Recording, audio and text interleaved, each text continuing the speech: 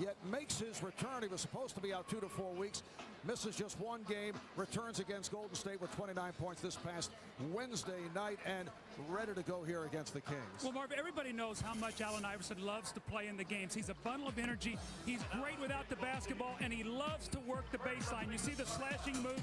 Loves to get in. He takes tremendous amount of punishment going to the basket. One of the better players moving again without the basketball, hitting the outside jump shot. His numbers are down, but the reason the Sixers are a better team this year, Theo Ratliff leads the leagues in shot blocks. You see his field goal percentage. Aaron McKee filling in for Eric Snow and what he's done. This is a team that plays great defense. They feel very good about playing close games, and they feel if the game is close, they can win, especially on the road, Marv. All right, so coming up, it's the 76ers and the Kings from Sacramento. Sixers have not won here at Arco since back in 1989. Back in a moment with the starting lineups and the opening tip.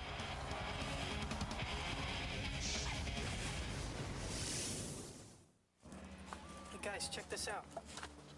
Wow. How do you think it got here? I don't know. What do you think we should do with it? We can't leave it here. Well, is it dead? I don't know. See if it's cold. Go on. Huh? It's cold! Getting lucky? Grab a Miller Lite. It's Miller time. Push, guys, push! Come on! Watch out!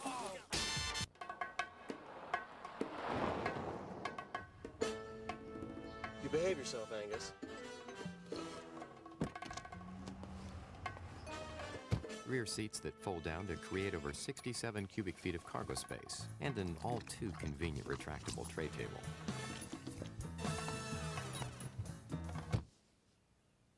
Good dog. The CR-V from Honda. The NBA on NBC is brought to you by Miller Lite. Grab a Miller Lite. It's Miller time. By Honda, a winning lineup of cars, sport utility vehicles, and minivans. And by Nike Shops. Born, thoroughly experienced and explained on Nike.com.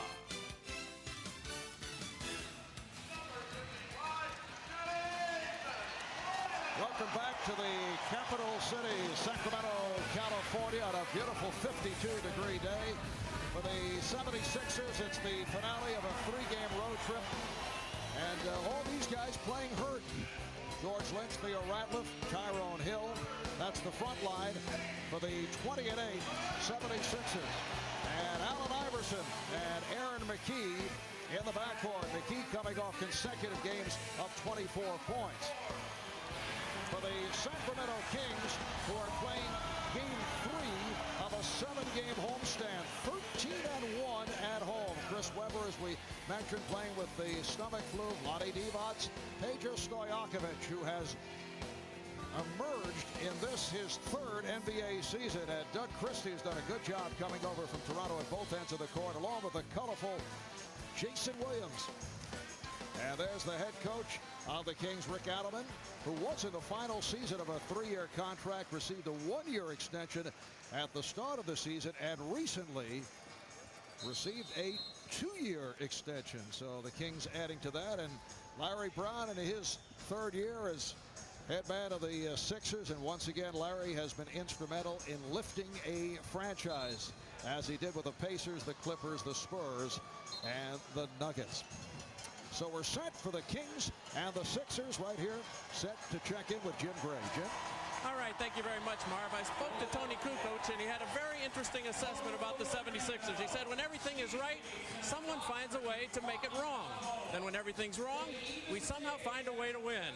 I asked Larry Brown about that. He said, yes, we do seem to thrive on controversy, and with all of the injuries, we've got to make do with what we have. Let me give you the best evaluation of my team, Larry Brown said. We're capable of beating the best, and we can also lose to the worst. Marv? All right, thank you, Jim.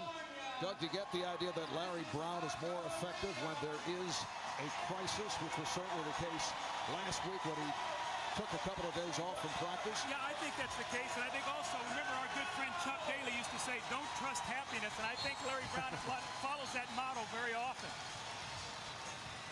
Ronnie Nunn, Greg Willard, and Jason Phillips are the officials. Ratliff and Divac on the opening tip. And controlled by the Kings. Jason Williams, played by Allen Iverson.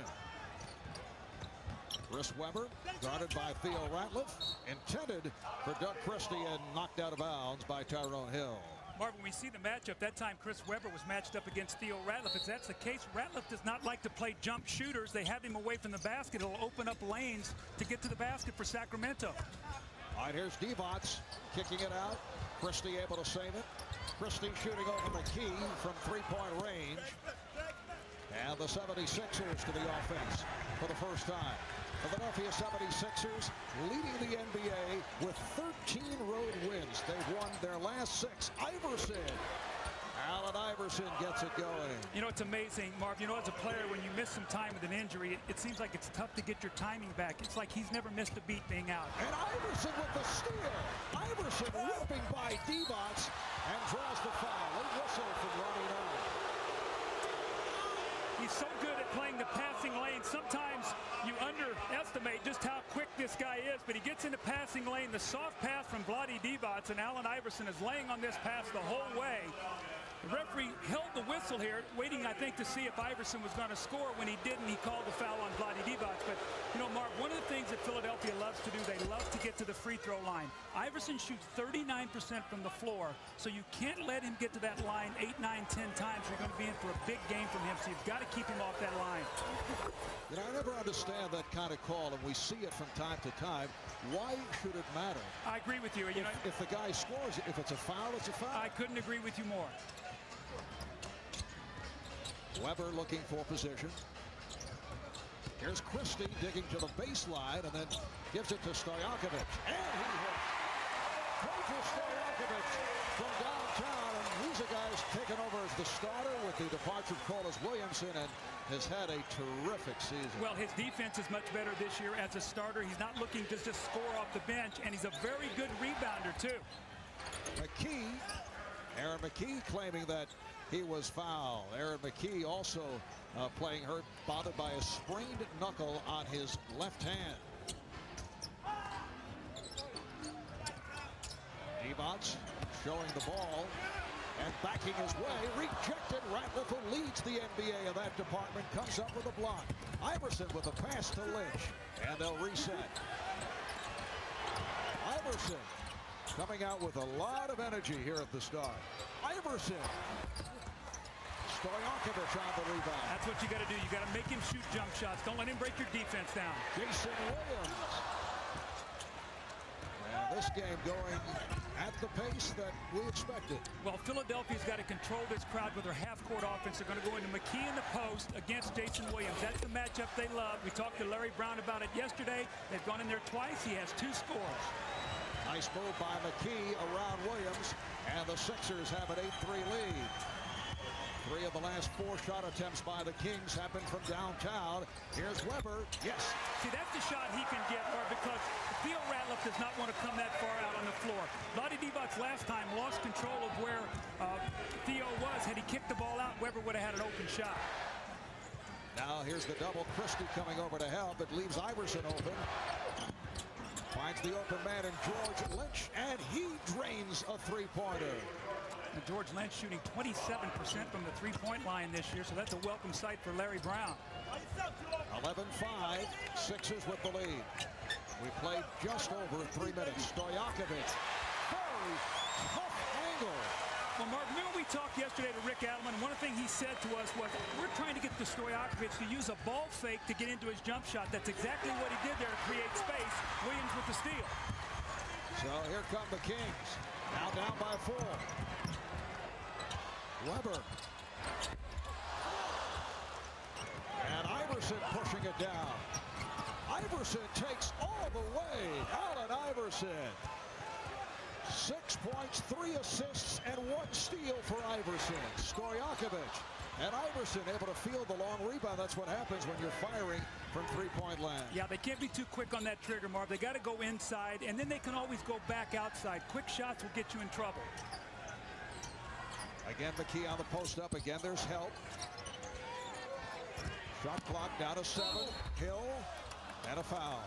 Tyrone Hill trying the post up move and draws the foul. It's on Webber. Allen Iverson, when he gets in the open court, you can't do what Christie does here and try to go for the steal. You've got to square him up and corral him, almost have two guys play the ball, because once he gets in there, if he doesn't score, what's going to happen, he's going to open up an offensive rebound for somebody else. So, Marv, you play a guy that quick, you've got to build a wall against him. Two playing the ball all the time. Doug, you and I were talking earlier about the Tyrone Hill-Chris Webber competition. Actually, Webber uses it for motivation. The fact he did not make the All-Star team back in 1995, Tyrone Hill did. And since then, it has affected Webber's play against Hill. Well, you know, in a long season, 82 games, sometimes you need a little thing on the outside to maybe get you fired up. It's a national TV game today. He's playing against Tyrone Hill. He doesn't feel well, but I expect him to play well. Right now, Hill is defending on Divac. 7-point Sixer lead. Marv Albert, Doug Collins, Jim Gray from Arco in Sacramento. Stojakovic showing us the footwork and then the reverse. Stojakovic is fouled by Ratliff. Theo Ratliff is just everywhere. This guy, I had an opportunity to coach him in Detroit for a couple seasons. He has improved so much. He's stronger. He's more confident. And he feels like that when he's out there, he can either block or change so many shots around the basket. And when you want to look at field goal percentage defense, one of the reasons is because Theo Ratliff is in the middle. Pejar Stojakovic out of Yugoslavia, played in Greece for 3 years, most valuable player of the Greek League 2 years ago. You see how far he has come in his play this season. Of course, in the past, not getting the kind of playing time that he is now. You know what, Marv, I think last year he thought he was a hired gun, that he would come in and look to score. And when Rick Edelman spoke yesterday, he said, you know what, he's playing every phase of the game and he's taking his time. He's not in a hurry to think he has to score points now. Once again, they double up on McKee. Nice touch by Tyrone Hill. The 76ers red hot here at the start. They've hit 6 of 7 from the field. They lead 16 now. Christie not able to put it down. Iverson around Webber and kicks it out.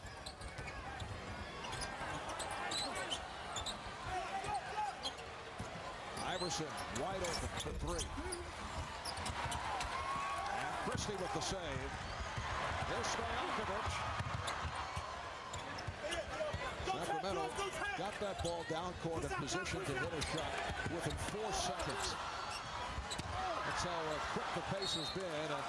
Last touch by the Sixers. One of the things that makes Sacramento so tough to defend, Marv, is the fact their big guys are both excellent passers. So they're always looking ahead. You don't see them doing a lot of dribbling, and when you advance the ball with the pass, you can get into your operating area so much sooner.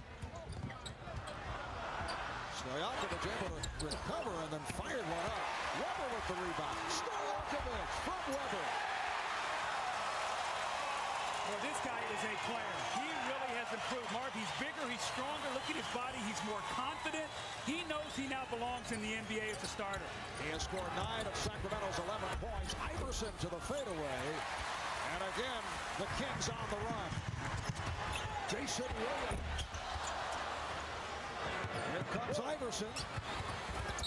And hit on a reach-in by Williams.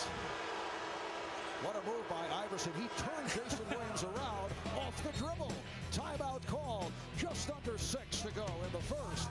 The Sixers up by 5. The Blazers take on the Knicks when the NBA on NBC returns in 2 weeks.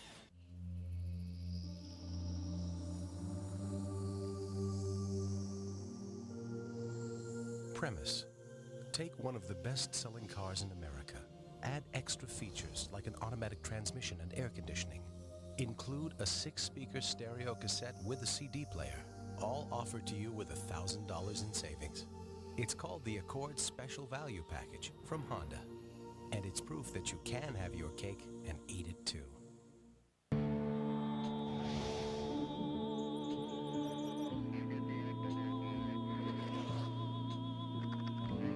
America's Air Force has a plane so advanced, it dominates everything in the air. Yet on radar, it's as small as a bird. The meanest, baddest bird on the planet. Join the team that keeps us flying. America's Air Force. No one comes close. So has he kissed you yet? No, he's really shy. That's so cute. I think tonight's the night, though. Good luck. You hungry? Yeah. 2 quarter pounders with cheese? No onions. No onions? No onions. We make it hot, fresh, right to order. Whatever you want on it. Nothing you don't. We love to see you smile. Allen Iverson off to the fast start. It's been an up and down relationship between Allen and his head coach, Larry Brown, and we talked about that with Larry Brown. Right now, his whole thing is I'll play as soon as the ref throws the ball up, no matter how I feel. And you know I'm going to try to win, and those things I admire tremendously. But, you know, when he goes in the gym and takes 2,000 jump shots every day, and when he works on his game on a consistent basis, that's when he's even going to be even better, and that'd be scary. Marv, I think what Larry's talking about there is there's no question that Allen Iverson wants to win and he's going to play in the games. But what he does in practice, the tone that he sets for his teammates, that's when you really become a leader. It's a 16-11 lead for the Philadelphia 76ers. Well, last week, Larry Brown receiving much attention after taking 2 days off from practice to gather himself following a blowout loss to Dallas and a heated team meeting. And reportedly, Brown upset that Iverson stood up before the team and criticized the head coach for lashing out continuously, even after victories. And Larry Brown felt he had to put things into perspective. There was a report that he wanted to resign, but he said, hey, I wanted to step away, get away from the team for a couple of days. The Sixers say there's no truth to the fact that Larry was about to resign. Well, when I spoke to Larry yesterday, he wants to coach. He loves coaching. And you know what? When I look at that face, I see a guy who loves the game of basketball. And more important, he's a guy who cares so much. And sometimes because he cares so much, he gets his feelings hurt, Marv. And that's part of this business. I went through that also, too. It's a devastating blow when you care so much and then you have a little crisis within your team. It takes a lot out of you. And to Larry Brown, as you indicated before, it's very important that his players practice hard. Right. And that's one of the reasons that he and Iverson do not, one of several reasons that they do not see eye to eye. If there's a mantra that Larry Brown always preaches is, I want my team playing the right way. You hear him say, I want to play the right way. That's teamwork. That's good, solid defense. That's ball movement. That's everybody being on the same page. And we got to remember, Allen Iverson is such a talent that right now he can get by with that. But when he gets older, Marv, these injuries are going to start to pile up on him, and he won't recover as quickly. That's why in the offseason you've got to lift. You've got to keep your body in shape so that you can take the punishment. This guy is fearless and throws himself around. He's just got to continue to get stronger as he gets older. But he has pulled his game back. The shot selection is so much better, and even more so when Eric Snow is on the court. Snow, a key injury out with a stress fracture to the right ankle. They hope he's back sometime after the All-Star break. Ratliff with a strong move. And was it tip or did he get the roll? They gave it to Tyrone Hill. A tip by Hill. Theo does not like that. He's, I don't get many hoops. Don't take them away from me. And here's Chris Webber. Open, we talked about the completeness of Chris Webber. He's got a shot blocker playing him, so what do? You take him away from the basket and you hit the jump shot. We've seen that in Karl Malone's game through the year. Now we're seeing it with Chris Webber. 20-15, the Sixers with the lead. Oh, nice fake by Hill. He challenged Divac. Oh, Hill again. Rejected by Webber. And Iverson is on it. Here's McKee for Ratliff off the fake. Nice move by Theo Ratliff. That's his first field goal, and the Sixers continue the excellent shooting. They're up by 7. The more Theo scores, the more excited he gets to play defense. Webber. And here's Lynch. And the open floor. And it's tipped home. Well, I tell you, P.J. Carlissimo in the Showtime talked about what you have to do to beat Sacramento. One of the things he talked about was offensive rebounds, and they are hurting the Kings with that here in this first period. Also with their transition game. Kings not getting back. 76ers taking it right to Sacramento, leading by 9. Here they come again. McKee is fouled, hit on a reach-in. Philadelphia 76ers have played so well on the road. At home, they won their first 7 and they've lost 4 straight. 13-4 on the road. Several Philadelphia writers have suggested perhaps the Sixers can fly to their home games. Timeout is called. We'll be right back. Where you going? Where you going? Give it to me. Give it to me. Oh, gotcha. Now, this is how the glove do it. Give me my ball back. Well, then take your ball in. Yeah, the glove. Did you see it? Me, mostly me. It's my domain. The glove. Hey, hold on, man. You ain't gonna be disrespecting me like that. When I ain't looking, huh? Oh, boy, that's something else. Did you ever see that movie, You've Got Mail? Where this guy and girl fall in love emailing each other a bunch of times? Anyway, they finally meet face to face, and there's this big romantic kiss. Do you know the movie I'm talking about? Did you ever see that one? Well, this guy didn't. Ford F-Series Super Duty. Built Ford tough.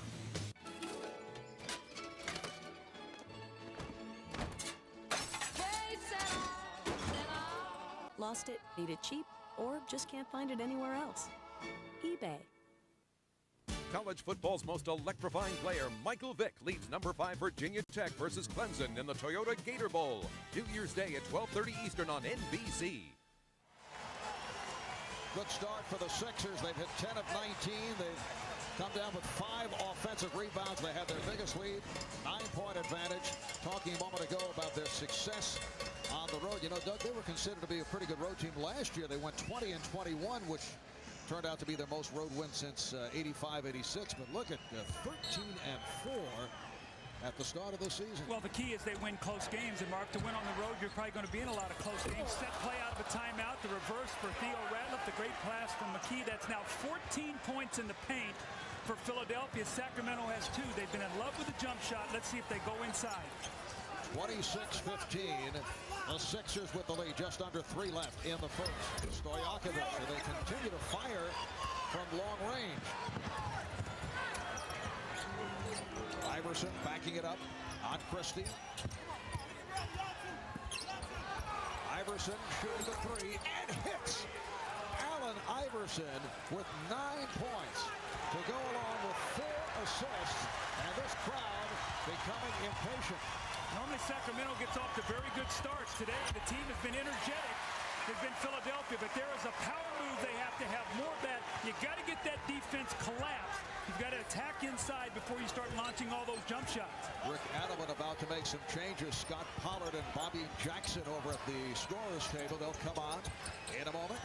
Look out, Christie with the deflection. Doug Christie among the leaders in steals.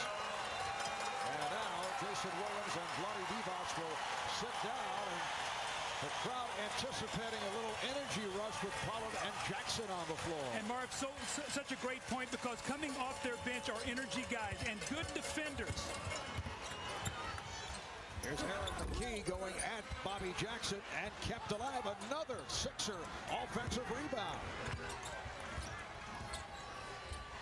Iverson setting it up for Ratliff, and he's bumped. Foul is called on Sacramento.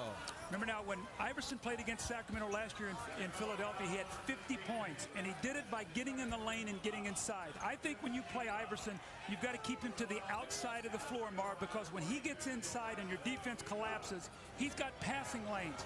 When you get him to the baseline, you can wall him in, and you can use his size against him down there. They're letting him get in the middle too much.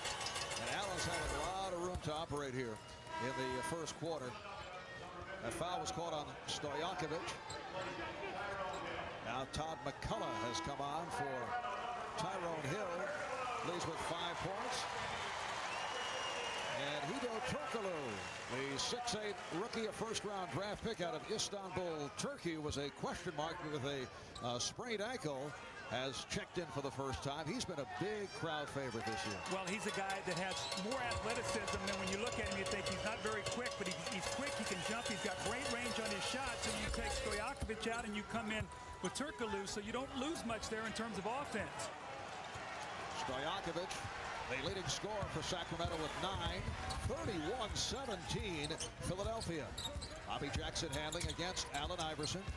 Here comes Chris Webber to set the pick. And Jackson with the runner that came up short. McCullough got a piece of it. And again, here come the Sixers. Jermaine Jones, who just checked in, coming off a breakout game. And Todd McCullough, who has done a nice job off the bench, hits on his first field goal attempt. Well, we were praising Sacramento for their defense. They have been very porous here to start this game. Sixers doing whatever they want to do on the floor. Turkoglu not able to hit. Iverson on the loose ball as we come up on 1 minute left in the first. It's almost like Philly's got an extra man out there right now. They're getting every loose ball. They're on the power play. Yes, they are. McKee with the spin. Oh, what a pass to Ratliff. Marv, how many point-blank shots have they got? We've seen Theo Ratliff with 3 shots around the rim, a dunk. We've seen Tyrone Hill. We've seen McKee post twice. I mean, they're going to shoot a tremendously high percentage shooting like that. A 15-2 run by the Sixers. They've out-rebounded the Kings 18-6 in this opening quarter. Webber trying to go glass. Kept it out by Pollard and fouled. Foul committed by Jermaine Jones.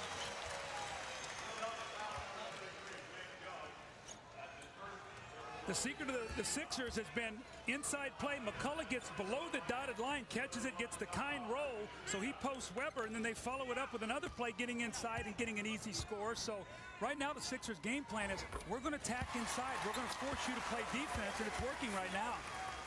This is a Sacramento team that has won 3 straight, 6 of its last 7. Their last game Thursday night here at home, they beat Charlotte 91-87 to stop the Hornet win streak at 7. Well, Scott Pollard hits both. 35-19, 76ers. Marv, on the year, teams are averaging 87 points a game here in Sacramento. This is a 35-point quarter. Here's the lob intended for Jones, who can leap. You can read it in Chris Webber's face, so we know he has the stomach flu, and he is just laboring to stay on the floor. He's got to will himself. This is where your mental approach has to overcome your physical ailment right now. No one was better than that than Michael Jordan through the years. Well, we saw that in a playoff game against the Utah Jazz. Time has run out in this first quarter. A sensational quarter for the 76ers, doing it on the road against the 20-7 Sacramento Kings, and they have come out with a first.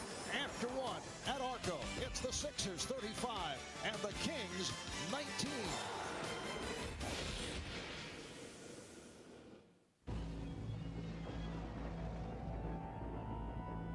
Remember the A-Team? Now there was an odd bunch of individuals. They always had some cockamamie scheme to get out of a jam. It never sounded like it would work, but of course it always did. Week after week, same time, same channel. Those were my boys. The Ford F-150 Super Cruise. Built Ford tough. You sure about this? I want everyone to know who I love. How much is this again? 50. 50. All I got is 41. Come on.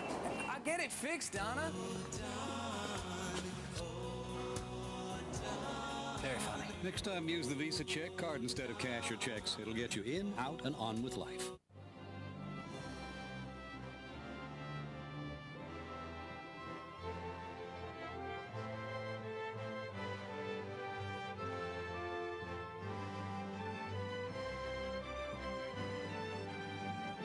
The romance, the beauty, the world of Ralph Lauren, just a click away. Introducing Polo.com. Frost brewed Coors Light. Nice choice. Thanks. Nothing like some ice cold Rocky Mountain perfection to wet your whistle. Yeah, you sure know a lot about beer. Come here often? I haven't missed a game yet. Really? Whoa. Could this get any better? Wow. You're spilling your beer. She's a beer man. Your beer. Whoa. We are back in Sacramento. Philadelphia led by as many as 18 in the first quarter, and they have that lead at this point. Sixers had a 15-2 run. Closed the quarter 15-4 the last 3.5 minutes. Aaron McKee and Allen Iverson in the backcourt. And the foul is called as Iverson with a change of pace able to accelerate. You know, it's so amazing when you play against the Larry Brown team and you're coaching against them. You have to understand, coming out of a timeout or a quarter, they're going to run a play, probably a backdoor lob. We've seen Theo Ratliff get a lob. That time, that's that old Carolina play with Dean Smith. You clear a side, you backdoor cut, and you get to the basket. So Larry Brown is very creative coming out of timeouts of getting his team a basket. Allen Iverson averaging 25.5 per game. He's 6th in the NBA in scoring. Playing with that partial dislocation of his right shoulder, 2 sore hips, and a chronically inflamed right elbow. But you'd never know it. Well, when that ball goes in the basket, those injuries feel a lot better, Marv, I'll tell you that. Bobby Jackson for Doug Christie. Scott Pollard up front with Chris Webber. And Hideo Turkoglu kept off by Webber and fouled by McCullough. That's the way Sacramento's got to get back in this game. First quarter, 18-4 points in the paint for Philadelphia. They were more patient. They attacked inside. Sacramento has got to get the ball inside to Webber. He's got to power the ball inside. Scott Pollard can get on the offensive boards, and they can create action like this and get to that free throw line. The Kings only 6 of 23 from the field. In the first quarter, the Sixers at 14 for 24.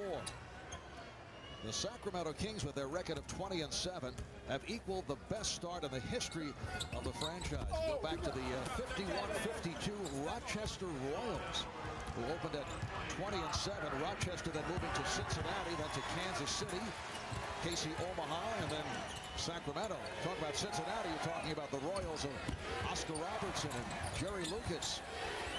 Jermaine Jones lost it. John Barry, another high-energy player, has checked in for the first time. Here's Barry, but he kicks it out. Turkoglu.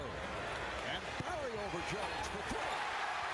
This is the energy team that Sacramento has gone to. You see Webber with 4 reserves out there right now. They're going to try to pick up the pace. Philadelphia must execute against this group. They like to call themselves the bench mob. By Webber. Here comes Barry. Turkoglu hesitated, didn't have the shot. Webber. And the box out by McCullough.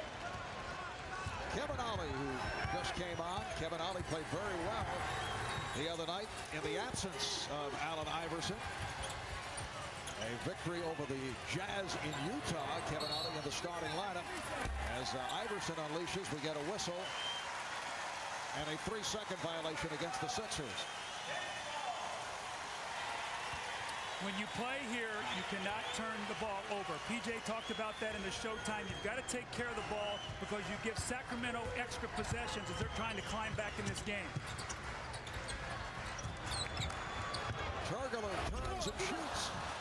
And again, McCullough. Well, he's got a nice looking shot, Marv. I have not seen him in person before. He's got a sweet looking jump shot. Tyrone Hill getting set to check back in. Iverson able to penetrate. And Pollard with the rebound.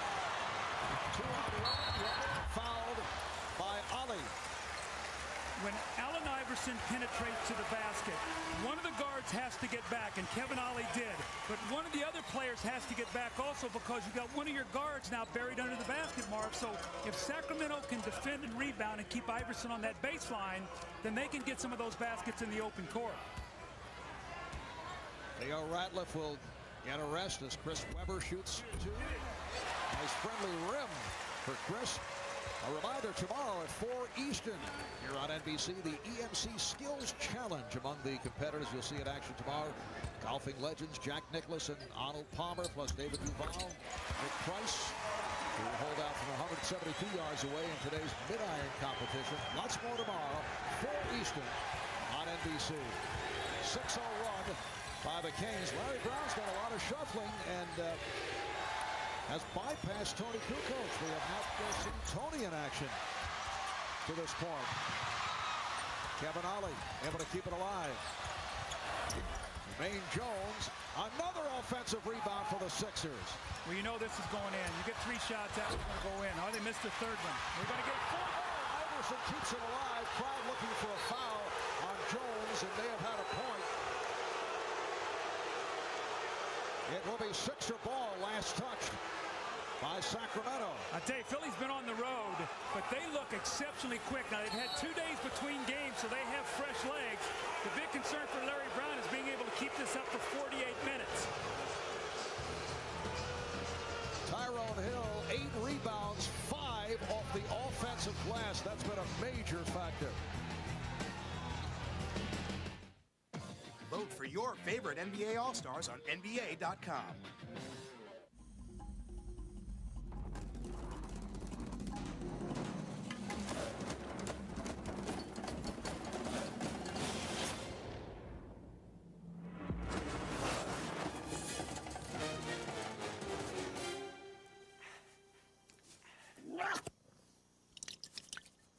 Bad cheetah. See? That's why I'm not a cat person.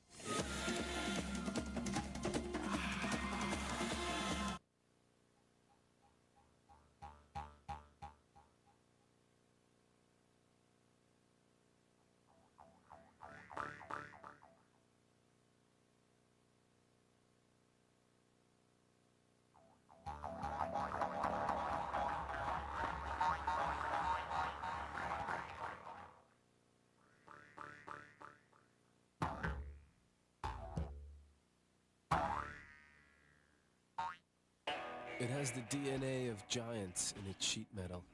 Cars that raced on fields of honor. It has motor oil for blood and a 250 horsepower heart. Because 40 years ago, like today, there were just 2 kinds of cars on the road. Those that pass and those that get passed. Chrysler 300M, the most powerful car in its class. Now lease the 300M at Consumers Digest Best Buy for $3.99 a month. The NBA on NBC is brought to you by Mountain Dew. Take a bite out of life, then wash it down with a dew. By Chrysler, we're reinventing the passion for driving. And by Capital One, what's in your wallet? A look at downtown Sacramento as we welcome you back to Arco Arena. The usual capacity crowd, better than 17,000 on hand. Jason Williams sending it out here in the second quarter. Allen Iverson has come out on fire along with the rest of his teammates, and the 76ers with 3 minutes gone by in the second have a 12-point lead. Iverson with the alley-oop for Jermaine Jones. Another timeout, another special play. That's 3 times out of timeouts, 2 lobs, and a backdoor for 2 free throws. You've got to be prepared when you play against Larry Brown's team. And they are 3 for 3 in terms of being able to complete it. Here's Barry for 3. Lawrence Funderburg has come out for Chris Webber. Allen Iverson's playing at a different speed. Yes, he is. Rejected by Pollard. Barry for 3. Just keep launching outside jump shots. They have got to get the ball inside. Even with Webber out of the game right now, Mark, you've got to have some kind of semblance of getting that ball in the paint. And even Chris Webber, when he was on the floor, perhaps it had something to do with the stomach flu, he was just firing him up from all angles, not looking to take it to the basket. And a foul. Ronnie Dunn with the indication. Out of the timeout, the eye contact, a little screen roll, and you see on the baseline, Jermaine Jones sneaking in behind Turkoglu. Set play, executed to perfection. 2 points for Jermaine Jones. And the first appearance for Tony Kukoc. Allen Iverson sits down, 11 points, 6 rebounds, 5 assists. Well, he's having a great game. And you know what? When he plays against Jason Williams, it's a little bit more of a special game for him also, too. He knows how much attention Jason Williams gets, and he wants to send a message like, you may be a pretty good player, but you're not ready yet to play against me. Yes, he looks to be motivated. Yes, he is. At a higher level here today. And when your team wins without you in Utah, that'll motivate you as well, too. Stojakovic is back. Turkoglu sits down. Stojakovic defending against Kukoc. Here's Kevin Ollie. Lost it. Jackson with Kukoc back. Bobby Jackson takes it. Bobby Jackson is sort of Sacramento's version this year of what Tony Delk was for them last year, who played so big in the playoffs. Tony Delk now in Phoenix. They needed a guard, toughness defense to back up Jason Williams. He's playing well. Bobby Jackson coming over, signing as a free agent after spending time with Minnesota. Here's Hill. Kings beginning to show some signs as Jackson and Hill both hit the deck, and looked like Hill took Jackson down. A foul is called. Well, it looked worse than it was. I don't think Tyrone Hill wanted to, take him down, but Bobby Jackson is great getting the ball in the open court. Now, he does not have the speed and quickness in the open court of Jason Williams. He does a great job of weaving in between the defenders, gets Tony Kukoc turned around. Those are the kind of energy plays, especially on the defensive end, that Sacramento needs now as we're trying to claw into this deficit. 12-point lead for the 76ers.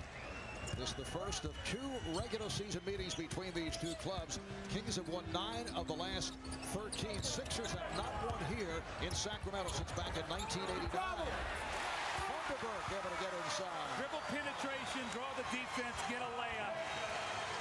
Lawrence Vanderberg in his 4th season out of Ohio State, originally a second-round pick, and then played in France and Greece before coming to the NBA. Foul is called on the Kings. It's a hold. It's on Jackson. You know, Mark, we see in the NBA a lot of stagnant offenses. One of the reasons it's tough to guard Philadelphia, and they get a lot of offensive rebounds, watch how much movement they have in their offense. They're not standing, and they get guys going to the offensive boards. And one of the knocks on the NBA today in their game is so much standing, so much isolation. You don't see Philadelphia play that way that much. Sacramento with a 10-2 run, and Allen Iverson back on the floor. Shot clock at 5. Iverson. McCullough. Lynch able to keep it alive. They are just killing the Kings on the offensive glass. McCullough. That was beautifully done. A little fake give and go and then turnaround jump. Well, they've worked very hard to develop him. He played very, very well in the Olympics in Sydney for the Canadian team and getting better and better. Coming out of the University of Washington, a second-round pick. He's big. He's got good hands. He's got a soft touch. And they're developing him very, very nicely. Marvin talked about it. He catches the ball in the post and he fakes the pass. And when he does, that little pass, Scott Pollard has to take a step back. He clears himself for the jumper, knocks it in. Todd McCullough call for the foul. Oh, my goodness. John Barry apparently looking to draw the foul. Iverson for McCullough. Todd McCullough has come off the bench and hit 3 out of 4. He has 6 points. You cannot defend against bad shots because your floor balance is bad defensively. I mean, Todd McCullough gets a layup on the other end. Now, picture Todd McCullough, as you mentioned, is Canadian, played with the Team Canada at the Olympics in Sydney. Big hockey fan. His goal was to skate with the Philadelphia Flyers as Vanderberg launches one. And he did just that. So picture a guy 7 foot, 255 pounds on skates. I don't want to vision that. I could see maybe in the goal eating up the whole goal mouth, but skating, I don't know. Big defenseman. Yeah, nice pass work by the Sixers. Shot clock is down to 5. Iverson checking it. Iverson with the fadeaway jump. Lynch try to tip it. Here comes Barry. John Barry. Pitcher Stojakovic. So they run the break successfully. Now, John Barry's an excellent passer, and he's got great confidence in his shot, but that was a much better decision. 76ers lead 43-31. Just under 5 left in this first half. Allen Iverson out in the midst of a drought. That's a blocking foul on Barry. Iverson has missed his last 6 shots after getting off to the good start. Timeout is called. The Sixers have a 12-point lead. When cold winds begin to blow and storm clouds start to grow, don't let with its legendary 4-wheel drive capability, drive you to despair. Just make an angel. Jeep Grand Cherokee can go where no ordinary 4x4 can. This is the season to visit your local Jeep dealer. Is your internet slowing you down? Get Velocity High Velocity Internet and push the play button on life. You ain't seen nothing yet. It's something that you're never gonna forget. This is Velocity High Velocity DSL Internet Service. Experience the net like never before. Baby, you just ain't seen nothing yet. Sign up now and get $50 to spend at Amazon.com. Call 1-800-Velocity. You ain't seen nothing yet. From the outer edge of the nation, the Sacramento Kings have demanded the league's attention. With the young rebel, brilliant yet unpredictable, and the remarkable flair of a 2-time All-Star, it is not a question of whether they have the talent to take the next step, but rather, when.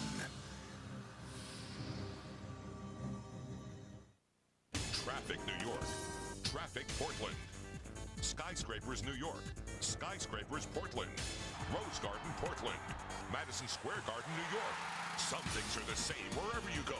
2 teams seeking the next level meet when the Knicks host the Blazers. The NBA on NBC returns in 2 weeks. The Philadelphia 76ers have clobbered the Sacramento Kings off the board. Look at the offensive numbers, 12-4 for Philly. Well, what that happened, Mark, when you get offensive rebounds, obviously you can shoot a low percentage and still win the game. But what happens when you score, it enables you to get your defense back. Now Sacramento can't run against you. The only way you can run is to force turnovers or rebounding. Right now, Sacramento is not rebounding. 43-31, 76ers. Just under 5 remaining. Let's see what they got coming out of this timeout. Maybe a 3-point shot or something. Something will go. Ratliff bottled up. Nice play by Christie. Jason Williams back on the floor. And threw it between Weber and Stojakovic. Miscommunication there. Jason Williams is going through a tough time right now, Mark. He is trying to be able to harness his talent, take good shots without losing his creativity. And it's a very fine line that he walks, and right now he's struggling to do that. Here's Iverson. Yes. And you can see Allen Iverson's going to attack him. Whoever Jason Williams plays, Mark, that's who is going to go at him. We saw him the key to start the game. Now it's Allen Iverson. Iverson, after missing 6 shots, back in the scoring column. He now has 13.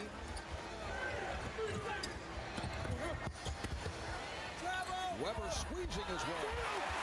He's such a complete player. I've always said I think he has the best hands of any big man in the NBA. Sort of begging for a foul right now with Ronnie Nunn, but he said no contact. Did you coach Weber in the rookie All-Star? Yes, I did. Yes, I did. I coached him right to being the MVP. He was on the Phenoms. You see Allen Iverson with the slashing, driving move into the lane. He, too, wanted a foul. Here's Williams for 3. Jason Williams from downtown. Allen Iverson continuing the discussion with the official, Ronnie Nunn. Let's see if we get a little give and take here. Will Iverson now go back once again against Jason Williams? He scored the last 2 times he's touched it.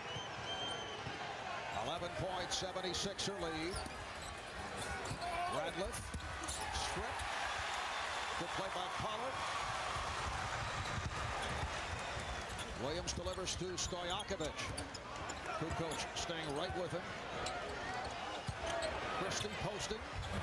McKee got a piece. Aaron McKee's a terrific defensive player. One of the best 6 men in the league when he's not starting in place of Eric Snow. Iverson. And draws the foul. You mentioned the 50-point game Iverson had. That was last February in Philadelphia. And there's no question Jason Williams, or the sight of Jason Williams, gets Allen Iverson pumped up. and he came out on fire. You wouldn't believe the sales. I hope you didn't put all those in the credit card. Yeah, why? Those interest charges are really going to get us. Don't worry. I used our new Capital One card. It's interest-free. To the neighbors! If you had a new Capital One card, all your purchases would be interest-free until July 2001. We gotta tell Bob and Carol about Capital One. What's in your wallet?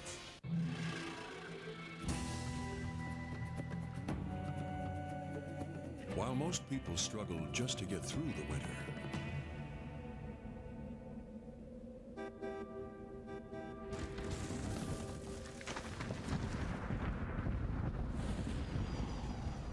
Jeep Grand Cherokee Laredo owners seem to get over it pretty easily.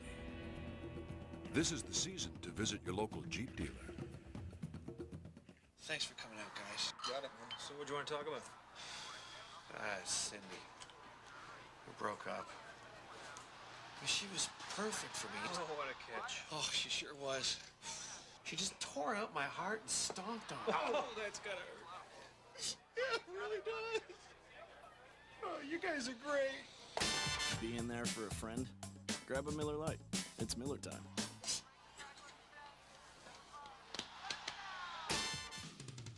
I'm Ivor Shot in New York. Coming up on the Net Zero at the half, we'll go to today's Houston-Dallas game with the controversial owner of the Mavericks, Mark Cuban. While Cuban watched his team play, we had a camera watching him. This ought to be fun. I thought he'd get better seats than those Bob Uecker seats. Plus, we'll have first half insights on tonight's game. Now, back to Marv Albert. It's a 47-36 lead for the 76ers here in Sacramento. And Allen Iverson will go to the free throw line. The Philadelphia 76ers opened the season winning their first 10. At one point, they were 14-2, their best start ever.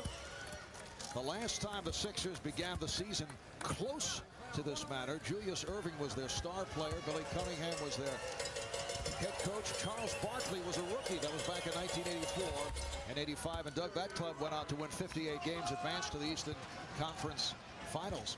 The thing that jumps out about the Philly record to me, Marv, when I look at it, they're 8-8 against the plus 500 teams. They're 12-0 against sub 500 teams, which means they win the games they're supposed to win.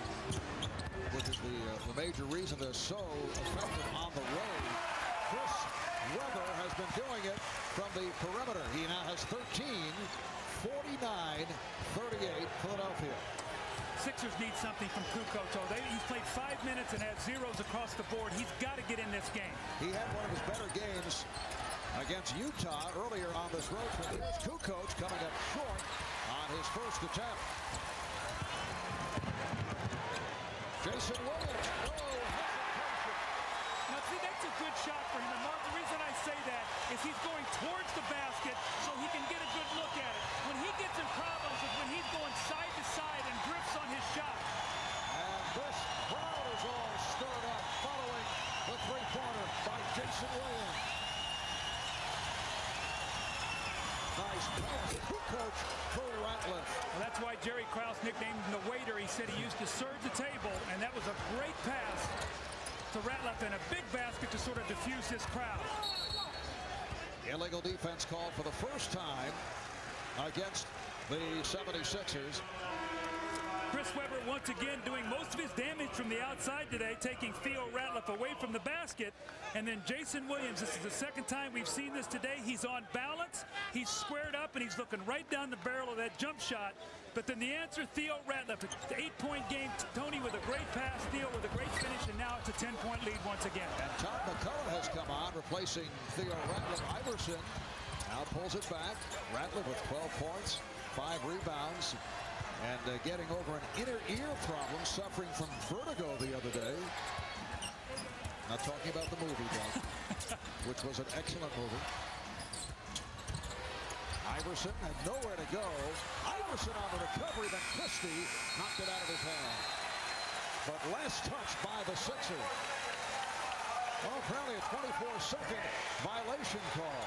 Shot clock running out. Sacramento right now, Mark, for all that Philadelphia has done, was in 10. They get a score here, a stop, and another basket. It's a 6-point game. They'd be in great shape going in at half. Weber being played by Lynch. Stojakovic with Lynch switching off. Here's Stojakovic, and a foul is called.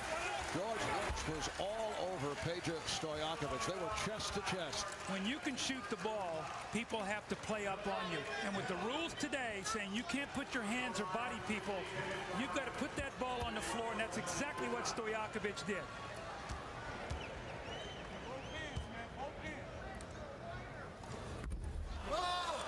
Still a 10-point lead for the Sixers. Well, the NBA on NBC will return on Saturday, January 13th. More action after a brief sabbatical. Most of you will see a battle of two powerhouse teams looking to make it to the next level. The Blazers going up against the Knicks. Others will see the Phoenix Suns and the Dallas Mavericks. Check your local listings for the game in your area. That'll be Saturday, January 13th. Off the steal, Jason Williams putting the move on Aaron McKee and draws the foul. It's a hack charge to McKee. This is going to be very big for Sacramento because it's going to be a 2-for-1 possession now. 2 free throws, 31 seconds to go. They get a stop. Mark, they can get this down to 5 points here if he makes both of these free throws and a score. So big turn of events here at the half as Sacramento's defense is finally starting to clamp down. Aaron McKee upset here, felt that Jason Williams pushed off with his off arm, and he got a technical foul there as he swung his arm at the referee. Normally a very mild-mannered guy. So the two on McKee, and Doug Christie hits the technical. Doug Christie, an 87% free throw shooter. Let's check in with Jim Gray. Jim? All right, Marv, what Aaron McKee is upset about is he told referee Jason Phillips that he was elbowed in the mouth by Williams going up, and he was very upset about that, and I guess Jason Phillips did not agree with it. Marv? And he's still pointing to his chin where he took the elbow, and Allen Iverson tells McKee to step away, but Iverson continues the argument. Well, Aaron McKee, he's too valuable right now for this team, especially with Eric Snow being out. He's got to get his composure back. They need him on the floor. 7-point Philadelphia lead. Down to 25 seconds remaining in this first half. And apparently Larry Brown just got a technical. Very, very upset. Well, Larry Brown continued the argument. There appeared to be also a problem with the clock. And play just stopped, giving Larry Brown the opportunity to be heard. And he's hit with the tee, but Christie not able to hit. I said he missed 2 free throws there. Christie misses a technical. Jason Williams 1 of 2. What's happened now, this crowd is really into the game. Larry Brown still very upset. I think he felt like the official had been talking to Aaron McKee, was not happy, and Larry was trying to protect his player. He's saying, get away from my player, get away from Allen. So this crowd into a frenzy. They don't need anything to get him excited here, Marv. Jason Phillips, a young official working with Greg Willard and Ronnie Nunn, did see some action in the NBA last season, but this is his first full year. And he has been the focus of attention from the point of view of the Philadelphia 76ers. I think they're trying to figure out here exactly how much time is on the clock. As you said, right before the technical foul, there was a problem with the clock. So we'll have to sort through this to see how much is on the clock and how much differential there is. The decibel level went down with the delay in play, and there was no question about what Larry Brown was saying because the crowd quieted. Well, the clock showing 28 and 8/10 seconds remaining in the first half. 21 on the shot clock.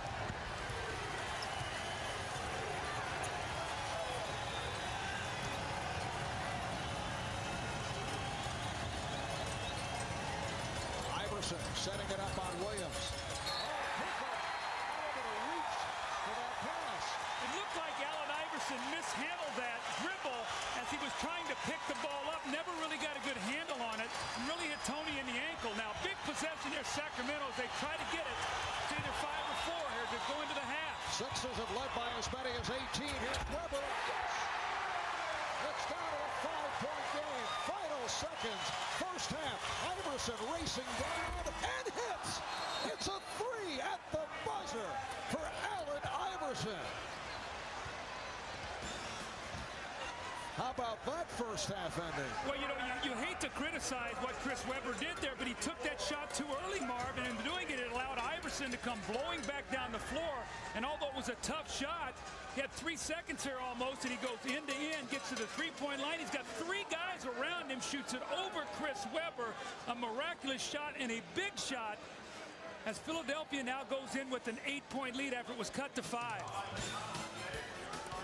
Allen Iverson with 20 points, 6 assists in the first half. Sacramento turns it around in the second quarter, but they're down by 8. Stay tuned for Ahmad Rashad, Kevin Johnson, P.J. Carlissimo in our New York studio. We'll be right back.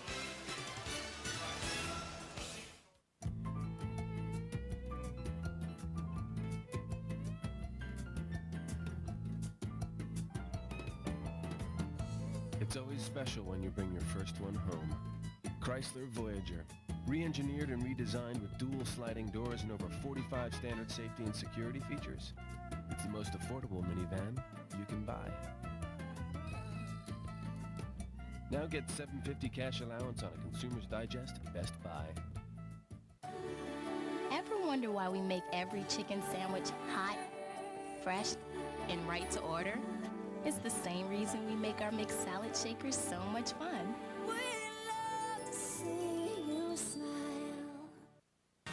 Welcome to Net Zero. At the half. Net Zero, defenders of the free world. Not just free internet access, the best internet access. Call 1-800-DEFENDER.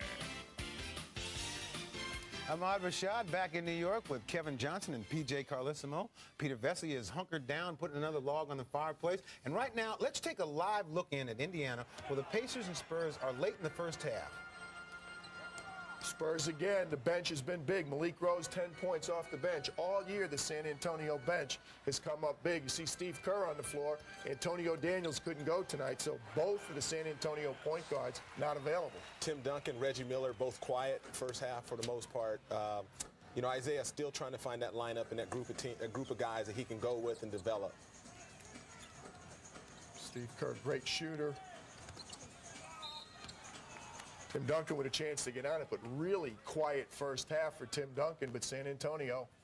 At what point in the season do you have, how long do you have to try to find some continuity, like Isaiah trying to find some continuity of a team that can get it done out there? You can't overstate the fact that they have 3 starters that are not on the team from last year, so it's going to take a while to develop those young players. Even though Bender had a big game on Christmas Day, he's still going to take some time to be very consistent. Everybody talks about Shaquille O'Neal. You look at Tim Duncan's numbers. Tim Duncan's struggling from the free throw line. Last year, he shot it so well. This year, he's really struggling. Spurs are going to be in close games. It's not quite a Shaquille O'Neal situation, but it's not good news for the Spurs. I think Tim Duncan came into the game in the league, took a lot of pressure off David Robinson. Now, David Robinson is going to have to take some pressure off Tim Duncan. Now, Tim Duncan, though, hurt last year. Has this team gotten back to where they were when they won the championship a couple years ago? No, I don't think they're back yet, but in a way, they have a chance to be better. The moves have really helped him. Derek Anderson is a great addition. Danny Ferry is a very positive addition.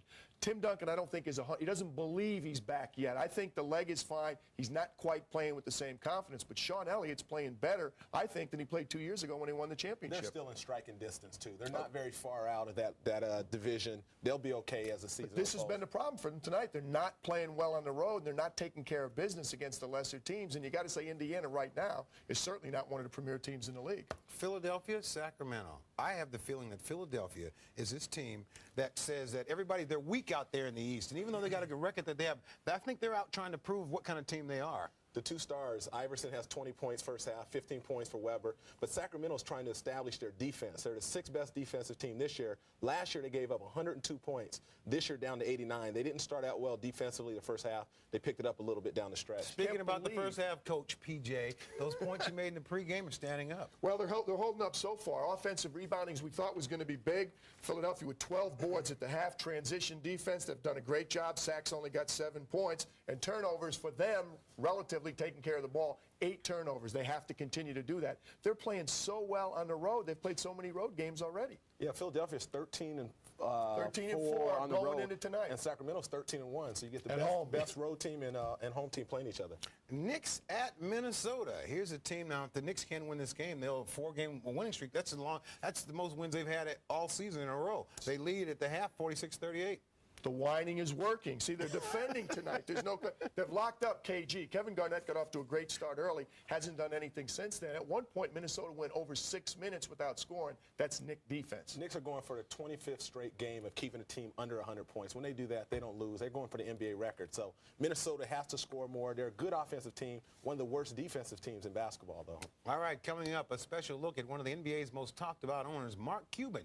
We joined him earlier as he watches Dallas Mavericks play Houston, and we'll have that next as the NBA on NBC continues. Tim Duncan struggling from the free throw line. Last year he shot it so well. This year he's really struggling. Spurs going to be in close games. It's not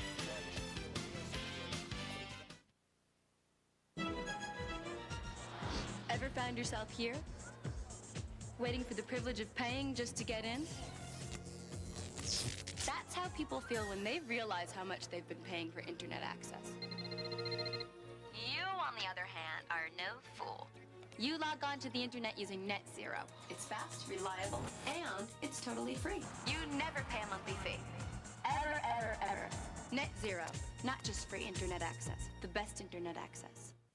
This is the time of year when we think of others, whether it's friends, family, or those less fortunate. Can I get a high five before I go?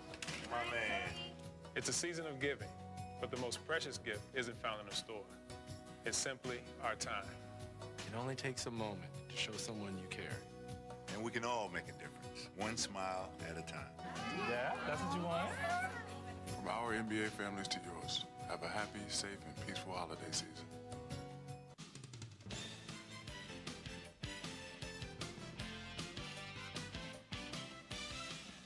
After 10 straight losing seasons, the Dallas Mavericks have turned things around this year with a record of 20-12. Not only is the team getting plenty of attention, so is their controversial owner, who's a Maverick in every way. He's Mark Cuban, and Summer Sanders joined him today for some inside access as he watched his team play the Rockets.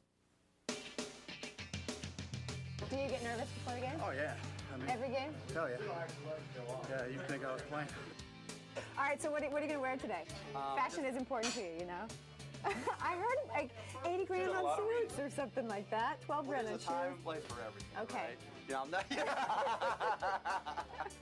I'm not Michael Finley. I'll leave the fashion to Finn. There is Maverick Mania, if you will, in Dallas right now for the first time in over 13 years. Hey, Mark, thanks for finding us, kid. We had fun. Well, thanks for coming out. We're going to have fun. Thanks, y'all. Well, we get ready for this game today as the Rockets taking on the Dallas Mavericks. 59-34 Rockets. Go White! Nash got it inside. Where's the foul? We got a technical. Technical foul. You're terrible, ref! The worst referee I've ever seen in my life.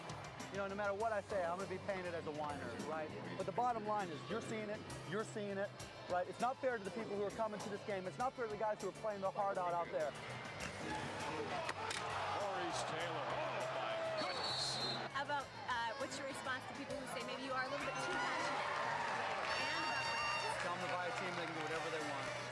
And that 31-point lead a few moments ago is down to only 13. Now they got a chance to get it under 13.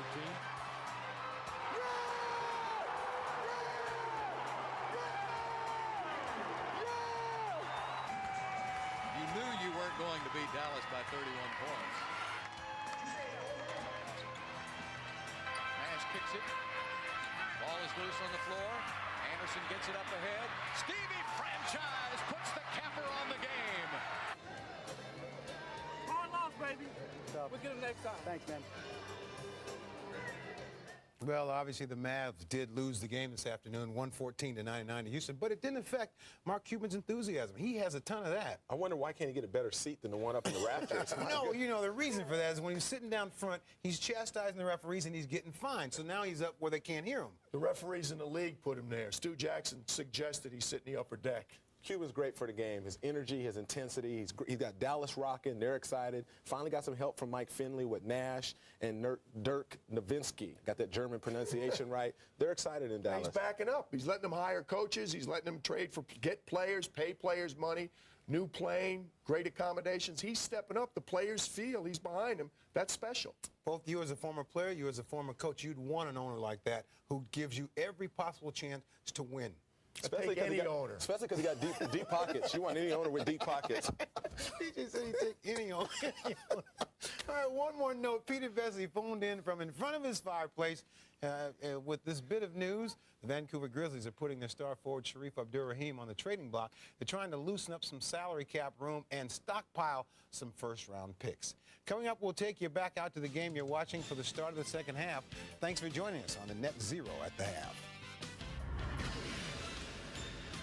This has been Net Zero at the half. Net Zero, defenders of the free world. Not just free internet access, the best internet access. Visit www.netzero.net. NBC Wednesdays are now truly must-see TV. Nothing like surrounding yourself with the best and the brightest. It's the night of the Emmy-winning shows The West Wing and Law & Order. And now, Ed joins this prestigious night. I own a bowling alley. I am a lawyer. Two separate things. Critics are calling it the best top-to-bottom night of primetime television. And TV Guide says it's a night to treasure. I love it when it all comes together. Ed, The West Wing, and Law & Order, the quality shows on NBC Wednesdays. Here's your regular internet homepage, and here's i1.com. It's free. You use it like Yahoo or other search engines to check news, scores, stocks. Only i1.com gives away $10,000 every day, $1 million a month, and $10 million on tax day. Which one would you choose? Very loyal to this site. I'm not going to abandon it for some new guy with a truckload of cash. You're kidding. Of course. Do I look like an idiot? Look at this cash. i1.com. Why wouldn't you? This war will be fought amongst us. I have 7 children. I do not wish to leave them fatherless. I'm joining up with them. I forbid you to go! My child! You're my child!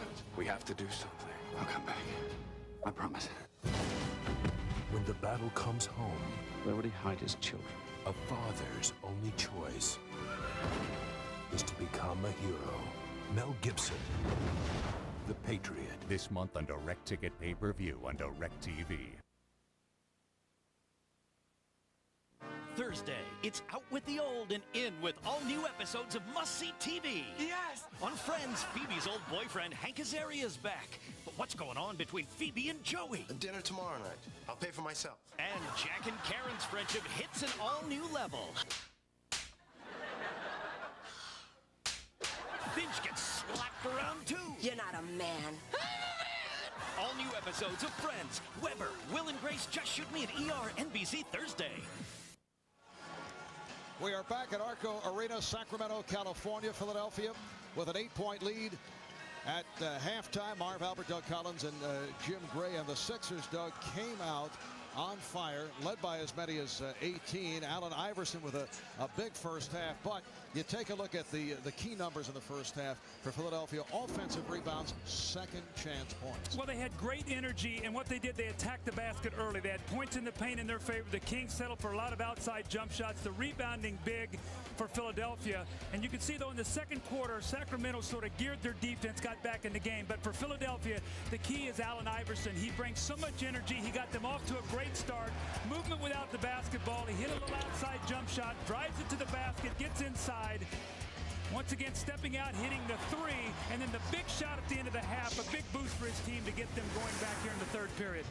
Well, Allen Iverson, 20 points, 6 rebounds, 6 assists, sky high right from the start, and he's with our Jim Gray. Jim? All right, Marv Allen, how big was that shot for you at the end of the first half? You guys had lost the momentum. We needed it. Like you said, we lost the momentum. We needed that shot, going to halftime with some type of confidence to come back out on. But I mean, they played well. We expected them to have a run. You know, that's what type of team they are. They shoot a lot of long shots, but we want them to take those long shots because hopefully when they get tired, those long shots won't fall at the end, and it keeps us out of foul trouble. All right, Alan, good luck here in a second. All right, thanks, man. Back over to you, Marv. All right, guys. So it's an 8-point Sixer lead at the half. Sacramento showing some signs in the second quarter. A meeting of two of the NBA's best. Second half coming up. When you've got a big job on your hands, you need something that's as tough as you are. Like the 2001 Chevy Silverado, the truck. Now, make your money count on the 2001 Chevy Silverado half-ton extended cab with as low as 1.9% APR, giving you $26.07 in average finance savings. That's 1.9% APR. So make your money count at your local Chevy dealer today.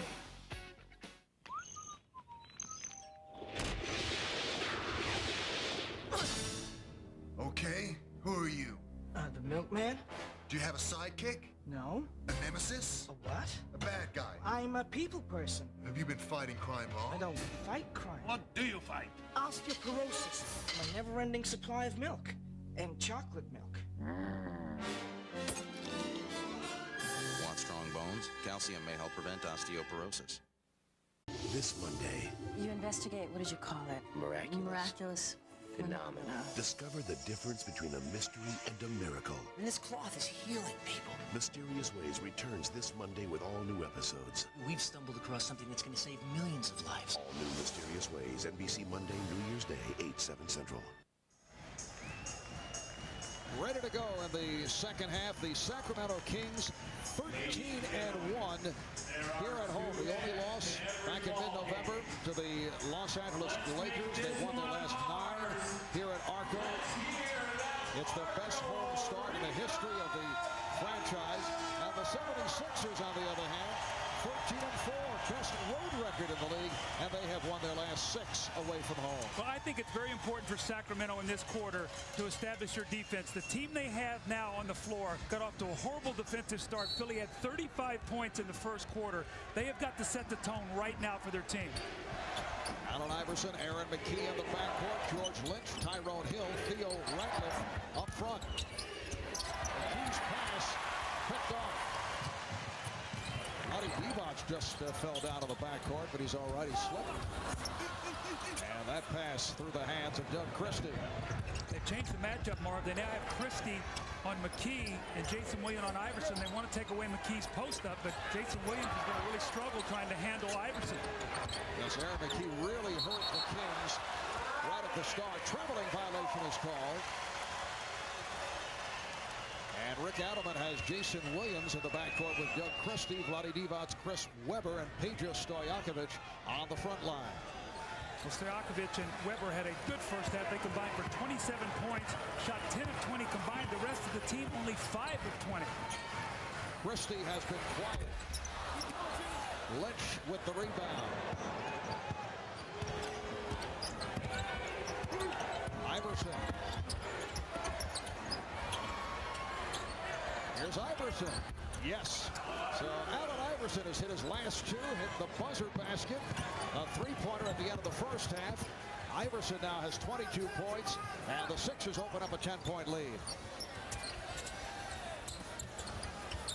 Divac. And Lynch with the steal. 3-on-1. McKee for Iverson. So when you play a scorer like Allen Iverson, the last thing you want to do is let him come out in the quarter and hit a first couple shots, especially a layup.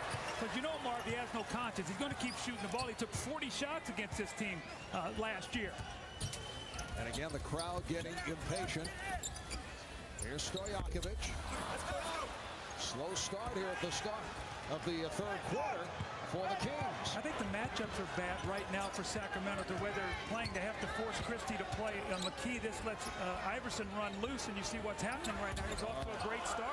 He is feeling it. He has scored the last 9 points in this game. Marv, you know, you've been in the league 30 years plus. It's a game of matchups in the NBA, and right now Iverson is going right at Jason Williams and really taking it to him. Christie in traffic. Divac and tipped home by And for Doug Christie, that is his first field goal. D-Bots with just 2 points from the foul line. Kings have had a couple of silent performances on the offensive end. Iverson again. Jason Williams has got to take more of a challenge here, Marv. I'm not trying to pick on this guy, but he's got to dig in and say, you know what, my chance to make a mark on this team is to play Iverson and try to calm him down a little bit. Right now, Iverson is doing anything he wants to do. Weber, yes.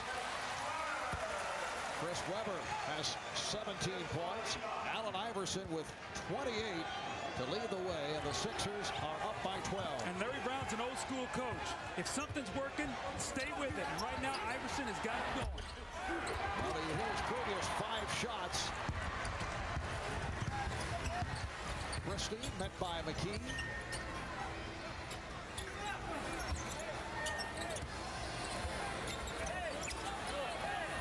Christie off the head. Doug Christie getting to the rim. That was a brilliant move. He turned and faced him. A quick first step. Doug Christie's so athletic. And we talked to the Kings yesterday, Chris Webber, and we talked to Rick Adams. They said he really has been such a key for their defensive surgence this year. And the Kings have come a long way at the defensive end. Although, if you had not seen them this year, and this is the first game you're watching, you say, what are you talking about? Reddick with a sweeping hook. And last touch by Hill of the Sixers. Philadelphia is led by as many as 18. They lead by 10 with 4 minutes gone by in the third. Iverson trying to knock it away, and Stojakovic is fouled by Lynch. Say, Allen Iverson is so quick. He was on the weak side of the floor. Weber had his back turned, and he sprinted from behind him and knocked the ball loose. Fortunately for Sacramento, went back up to Weber. But Iverson, you cannot blink around this guy. Aaron McKee running the floor. And McKee able to go the distance. Jason Williams didn't stop the ball. He tried to play it from behind it. Let McKee go right around him for the layup. Rick Adams cannot be happy with this defense. Weber, yes. Boy, Marv, how good is he at shooting that ball? Now he's so confident at stepping out on the floor. Makes it virtually impossible to try to guard him with the big man. Weber now 8 of 15. He has 19 points. 10-point, 76 lead. D-Bots able to pick it off. Jason Williams took his eye off the ball. Open shot to Stojakovic. It's a 3 for Peja Stojakovic. 7-point Sixer lead. Sacramento is a very streaky team, especially at home. They can hit you quickly, as we saw in that first half, so a big lead does not last long here. Iverson. Allen Iverson again felt that he was fouled. 30 for Iverson. Is he on the way to another 50-plus here? Well, right now, he is so confident. Here's Jason Williams. Oh, he flipped it up. Jason Williams with a scoop shot. Looked like he might have twisted his ankle on that play as he went through about 3 or 4 players getting to the basket. Back to a 7-point Sixer lead. Coming up on 6 minutes remaining in the third. McKee hesitated, was looking for Ratliff. It will be Sacramento ball. Allen Iverson doing such a great job of reading screens, what the defender is doing. He fades, gets to the baseline, and now Jason Williams goes inside. You see, looked like he might have banged his leg on Tyrone Hill. Gets the basket, and in the next possession, forced a turnover by overplaying Iverson. 9 points for Jason Williams off that bucket. Nice pass, and the block by Lynch.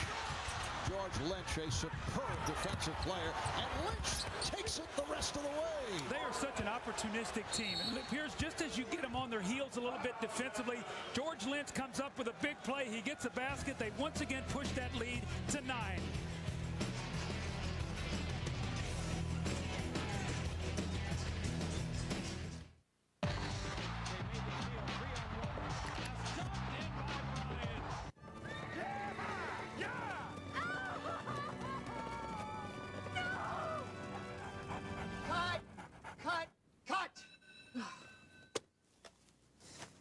Dog is supposed to cry. So let's do one more. Are you finished? Rex, you're supposed to cry. Think back to your worst day. That's your motivation. Motivation.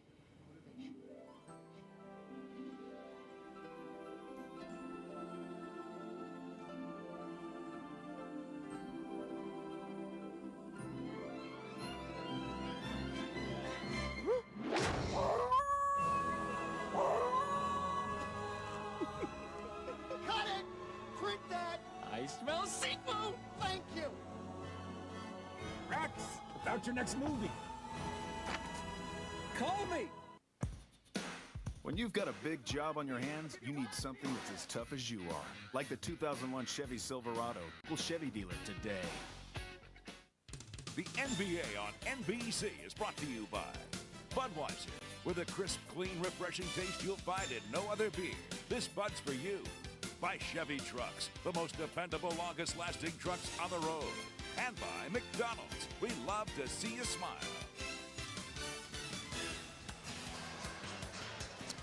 In the first half, we saw Allen Iverson hit a big shot at half court to push the Sixer lead from 5 to 8 after they lost an 18-point lead. He's now come out in the third quarter and electrified his team with his great shooting, moving away from the basketball. Jason Williams trying to square him up. Iverson hitting the jump shot, getting inside with a little floater, and he right now is doing whatever he wants to do on the floor. He has 30 points on 22 shots. You see shots have come from all different angles. And Marvin, watching Allen Iverson play over the last couple seasons, I think to try to defend against him, you have to have a unique player, a guy who's got some size and some quickness that can square him up, keep him in front of him, and then bother his shot. A smaller player does not bother him on the defensive end. Jason Williams about 6'1", so a guy like Kobe, who's also, as you mentioned, quick enough to stay with Iverson would provide a problem. Here's Stojakovic for three. Stojakovic again. And Weber able to tip it back to Christie. Look out. Christie recovers the dribble. Weber going at Ratliff. And draws the foul. See, I like that play that time. You missed two outside jump shots. Chris Weber has been shooting the ball well. Didn't get seduced into taking another outside jump shot. He said, you know what? I've got to attack Theo Ratliff. I got to get our team to the free throw line. Goes in and gets the foul. That's a smart play. Chris Weber will be the most sought-after player in the NBA when he becomes a free agent next summer. Says he's looking for a championship contending locale.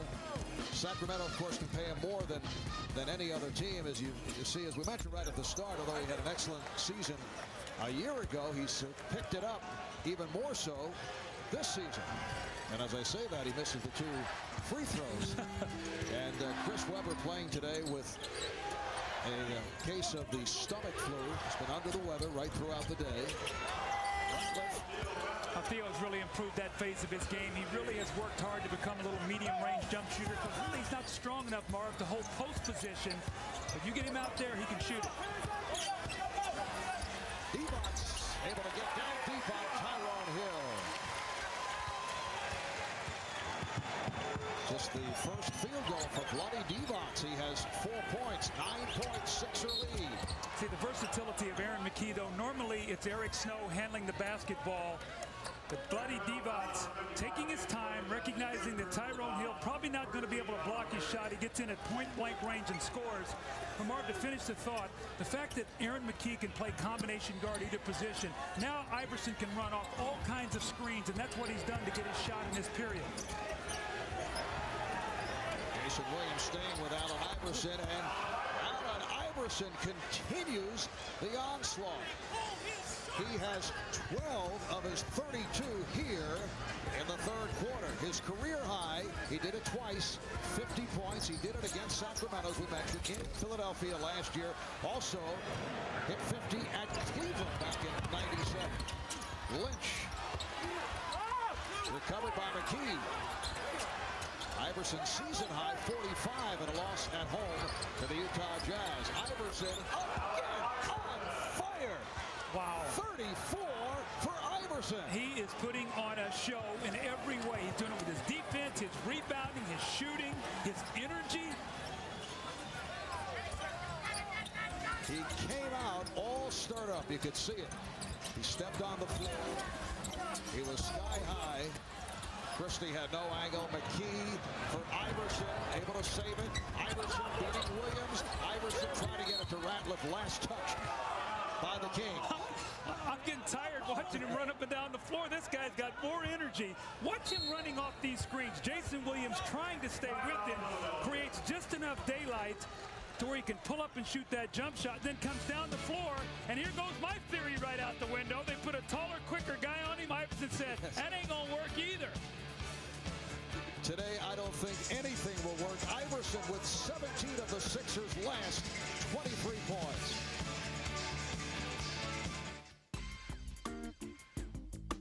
Welcome to McDonald's. May I make your order? Ooh, he likes you, crispy chicken meal? Any special way? Ooh, he's making it special. Our sandwiches are made hot, fresh, right to order, remember? Right. Chicken McGrill or crispy chicken. I made yours extra special.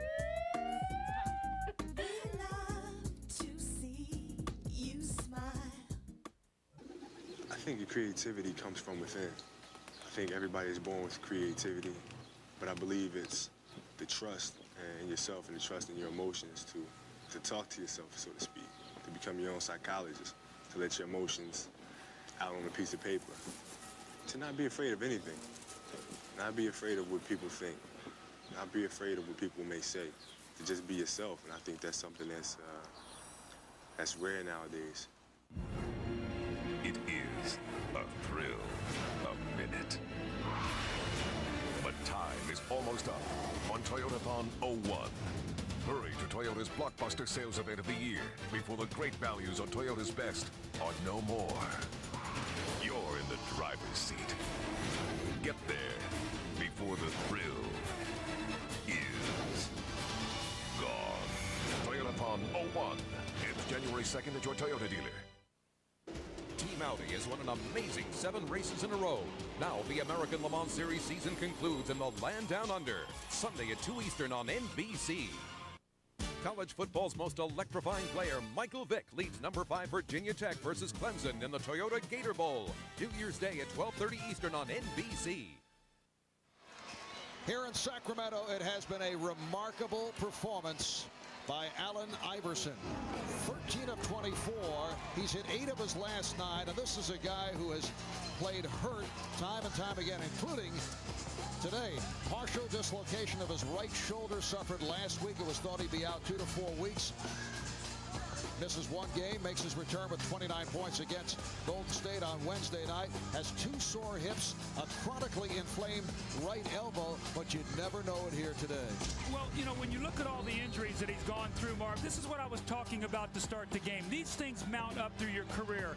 And what Larry Brown is trying to get to him is to make him sure that to be durable and continue to be that way, you've got to work in the offseason as Aaron McKee comes right out and hits a 3. So a 16-point lead. Once again, the Sixers come out of a timeout, run a set play, execute, and now Iverson with the steal. Oh, you know he wants to go right at Jason Williams. Williams is called for the foul on a reach-in. That is his 4th. Allen Iverson's eyes lighting up as he saw Jason Williams was the lone defender backpedaling. Allen Iverson is so quick. The lazy pass by Jason Williams, he reads it beautifully. Takes the ball right into the open court, and Rick Allen was in a tough situation to start this period. Aaron McKee hurt them early, but he put Jason Williams on Iverson to start this quarter, and it has not worked. In fact, it has backfired big time, and they pushed their lead out once again to 17. That's twice now that this lineup has been beaten in the first quarter, and now this time. So not a good matchup, Mark, to start this game. Iverson with 16 of his 36 points here in the third. Bobby Jackson has made his return, coming on for Jason Williams. And Stojakovic with a 3 to end the 9-0 run by the Sixers. Now, Bobby Jackson has the unenviable task of saying, you know what, Allen Iverson's got it going, and I've got to try to slow him down. And, Mark, we've seen how hard that is through the years. Once a guy gets it cooking, it's tough to slow him down. Iverson with the head fake on Jackson. Here's McKee from 3. Kept the line by McKee. They're on every loose ball. Well, Ratliff wanted to fire one up from the baseline. Now Christie switching off on Iverson. Now they're going to go in the post against Aaron McKee, so they're picking their spots. Here's Hill. Nice play. Very sharp passing right from the opening tip by the Sixers. Philadelphia is playing as well as any team I've seen this year right now in this particular game. And Lynch with the deflection. It's like they're playing at a different speed, Mark. What you talked about in the first half, they're deflecting passes, they're getting the loose ball, the offensive rebounds, they're beating them in the open court. Sacramento's on their heels right now. They've got to find something, and it's got to be that defense that's gotten them to where they have been today. They've got to guard. Todd McCullough checks back in. Lonnie Divot's sitting down. Scott Pollard coming on. And the foul is called as Stojakovic hits the floor. Foul against the Sixers.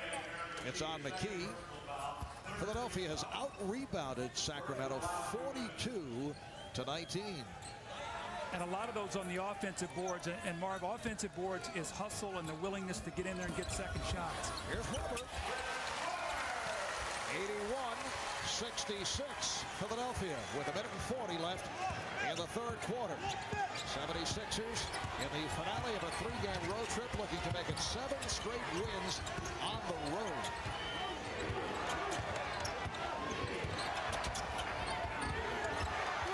Good job by Christie against McKee. Ratliff shooting. Oh, Theo Ratliff with 16. Now, when you talk right now about the Eastern Conference centers, Theo Ratliff, one of the front runners, to be the starting center in the All-Star game. I think he's second balloting behind Alonzo Mourning, who hasn't played. Theo leading the NBA in block shots. He's also shown some offense. Stojakovic way off. Sixers have hit 13 of 17 from the field in a blistering third quarter display. And Iverson, despite the fact, yes, he's taken a lot of shots, scored a lot of points, not forcing the issues, keeping it up. Absolutely. I thought he forced a little early, but he settled into a nice rhythm now. It's a rare miss for Iverson. Christie behind the back for Weber. McKee kicks it out, and Lynch looks to reset. Iverson being played by Christie. 10 on the shot clock. Iverson is fouled by Christie.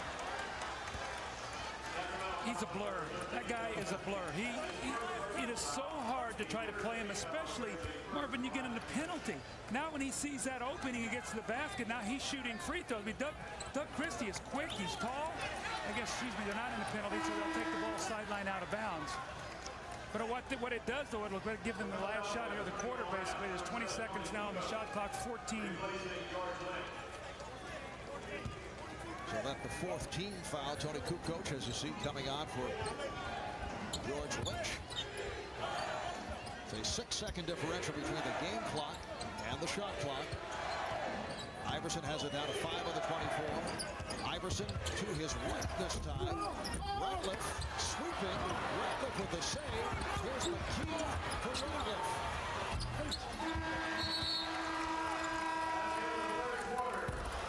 What a sensational quarter for the Philadelphia 76ers. After 3 here in Arco. Looks like that ear is still bothering Theo Ratliff.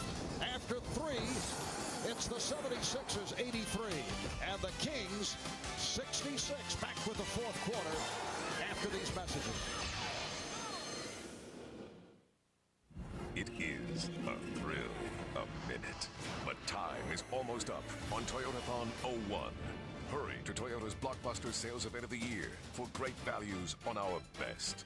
Like the legendary and reliable Camry. Just one ride, and you'll know why. It's been the #1 selling car in America for 3 years in a row. Toyotathon 01. Get there before the thrill is gone. Hurry, ends January 2nd. This is the place where gravity is suspended, where adrenaline overrules pain, and fatigue has no bearing. Where at 6'10", 250, you're often undersized, yet it's the size of one's heart, not body, that determines his success. With NBA League Pass from DirecTV, you'll get up to 40 games a week from outside your area. Call 1-800-DirecTV now, and for just $169, you'll see the world's greatest athletes play the world's greatest game. Tonight, Rob Lowe, M&M, Saturday Night Live. There is no danger, however, as the satellite's now expected to smash into Quasi, an uninhabited part of the Australian outback. Scientists say the 12...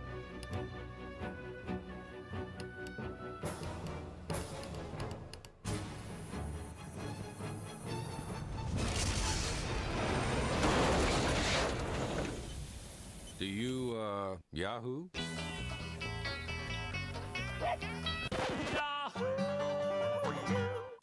Rabbi Jake Schramm. His whole congregation's trying to set him up. I'm like a hunted bunny. Thought nothing was harder than dating. Punch me. I'm not gonna punch you. Are you some kind of wuss? No, No. Until he fell for his best friend. I'm saying that I love you. Am I on speakerphone? Keeping the faith. Don't you want to come up? Come on! Well. Go! This month on Direct Ticket Pay-Per-View on DirecTV.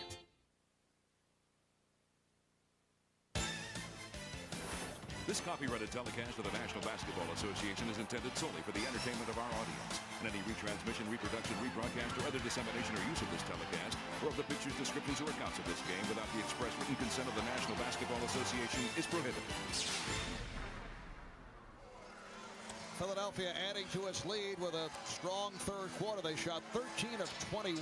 They're 51% for the game. They had the lead up to 17. Once again sparked by Allen Iverson, who went 7 for 10 in the third. 16 of his game-high 36 coming in the third quarter. Chris Webber leading Sacramento with 21. Fourth quarter is underway. Here's Webber going at Hill. Beautifully done by Webber. I tell you, the score by quarter really tells the story of this game, Marv. The starters from Sacramento did not match up well with the Sixers starters. Outscored by 16 in the first, 9 in the third. Down 25 in those two quarters. Second quarter, they win by 9. Iverson and McKee on the backcourt. Now Kukoc, McCullough, and Hill up front. Tony Kukoc has been very quiet. Lost it. Iverson on the intercept. Behind the back for McKee. Fighting Hill. Rejected by Pollard. Stojakovic handler. Here's Webber. Pass intended for Pollard.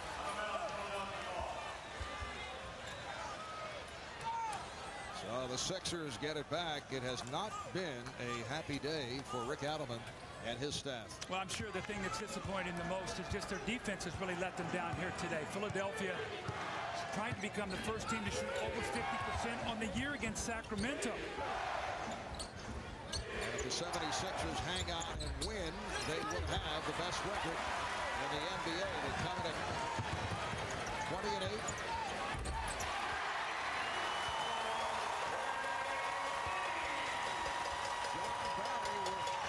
Second three of the day. Now Larry Brown has got to use his timeouts wisely in this quarter. Anytime there's a surge, he's got to get a timeout. Try to diffuse this crowd.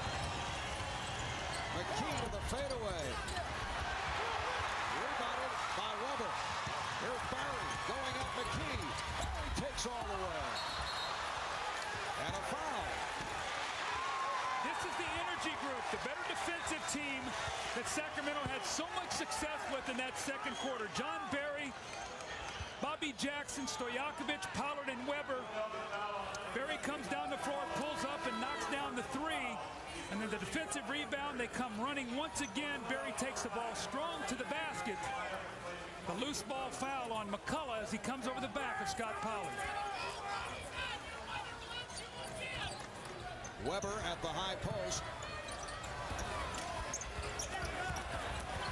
Webber off a series of fakes. It's a good timeout by Larry Brown. He's an experienced coach. He understands the crowd here. You've got to take the timeout, settle your team down, and get a field goal to come out and take this crowd out of the game. The Kings move within 10.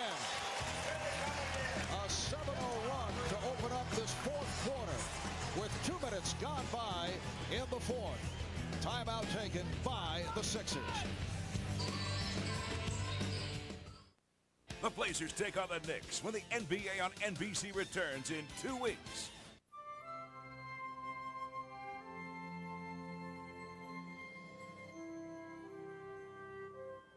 Your buddy has had a bit too much to drink. Everyone at the party is looking away, but not you. You get involved. You take away his car keys, and you get him home, safely. So you miss a party. It sure beats missing a friend.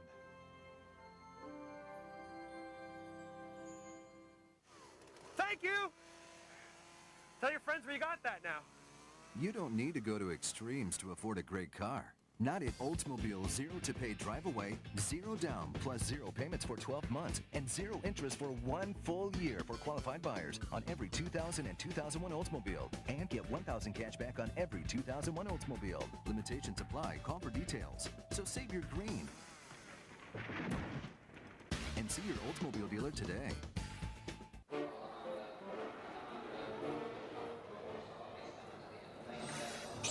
Hey, everybody.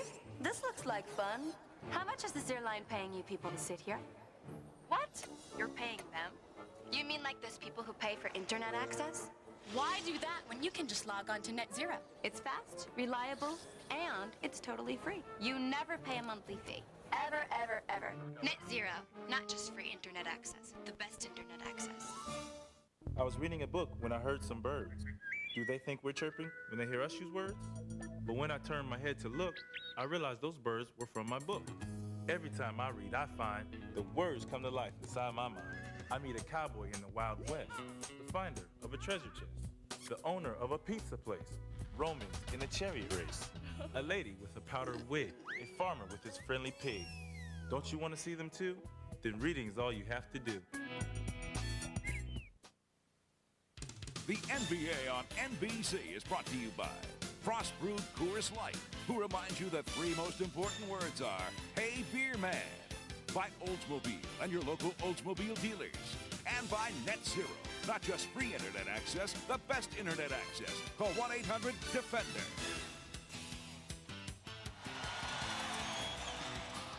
We just got to defend for 12 minutes, right? That's got to be our mindset. Right? We defend every possession.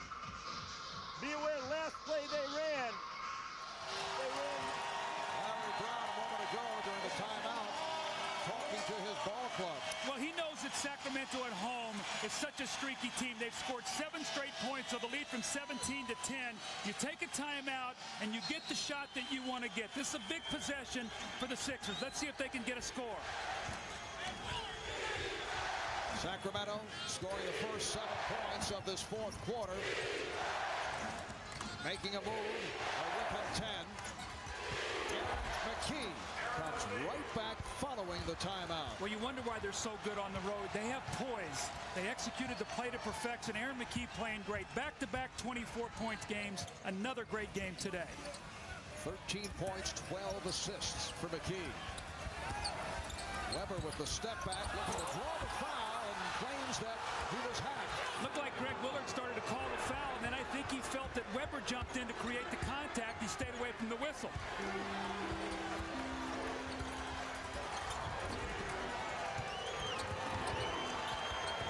Iverson delivering to the corner.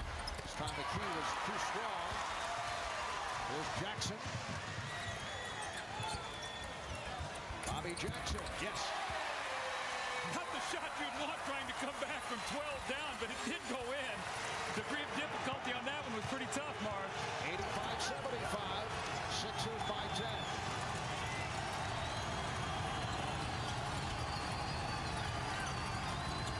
McKee lost it. Jackson fouled at center court by Iverson. You know, it's interesting. The Sixers, the last 3 possessions have gone to Aaron McKee rather than Iverson. Bobby Jackson, after coming up with a great steal, the play before, the little runner looks like he got in the lane and wanted to pass it, could find nobody. Fortunately, had enough vertical leap to be able to finish, and here's the steal. Putting the pressure on Iverson. Iverson takes the foul to prevent the fast break. Aaron McKee now will get a rest. Kevin Ollie checking in, played briefly in the first half. Kevin Ollie in his 5th season out of University of Connecticut. Second go-round with the Sixers. Here's Weber, who has had the touch despite fighting off a bout with the flu. 27 points on 12 of 21 from the field, and the Kings are within 8. They're on their feet at Arco. Ollie with the runner. Pollard with the loose ball. And here's Jackson ahead of the field. It's down to 6. And Larry Brown is saying, look, take our time. Kevin Ollie took a bad shot. Nobody back on defense. This is the crowd that you see in Sacramento. 13-2 run by the Kings. Iverson, yes! Whoa. 38 for Iverson, 87-79. Philadelphia, Weber, and a foul is called. He was blocked.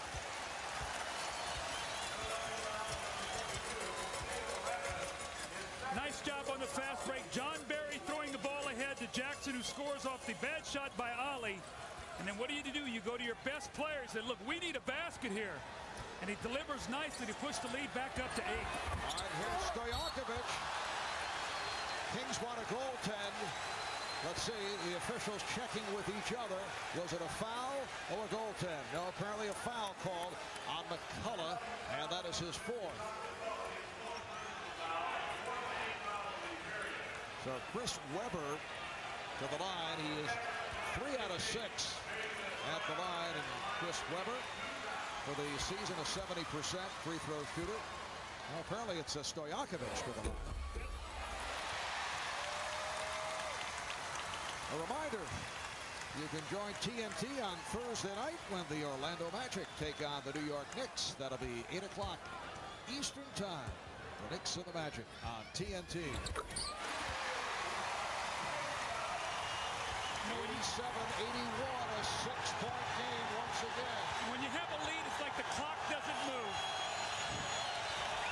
You have experienced that. Yes. Iverson. And back comes Stojakovic.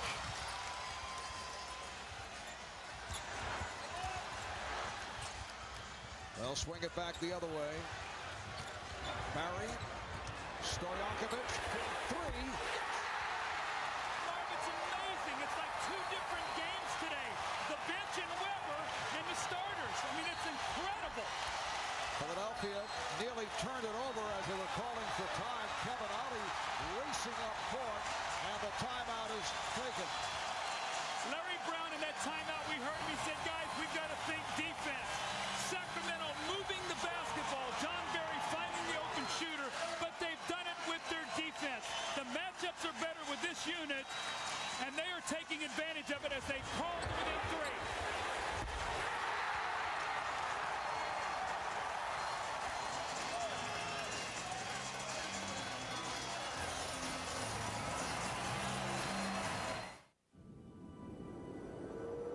They say good things come to those who wait. As long as they don't wait too long. From now until January 2nd, get a $500 holiday bonus for $1,250 total cash back on any 2001 Grand Prix. So stop by your Pontiac dealer now and light up the season. This holiday bonus ends January 2nd. Hey guys, check this out. Wow. How do you think it got here? I don't know. What do you think we should do with it? We can't leave it here. Oh, is it dead? I don't know. See if it's cold. Go on. Huh? It's cold.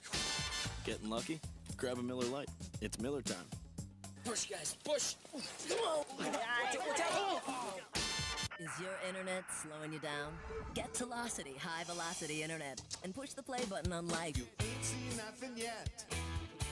It's something that you're never gonna forget. This is Telocity High Velocity DSL Internet Service.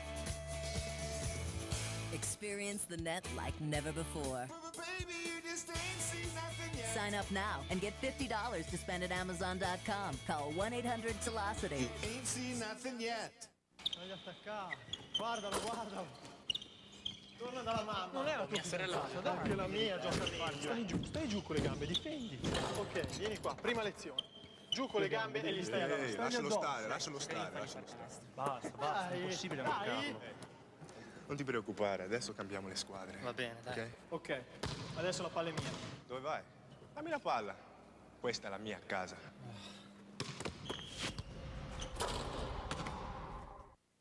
Jack Nicklaus, Arnold Palmer, David Duval, Nick Price, Lee Jansen, Gary Nicklaus, Jean Van de Velde, and defending champion Billy Andrade.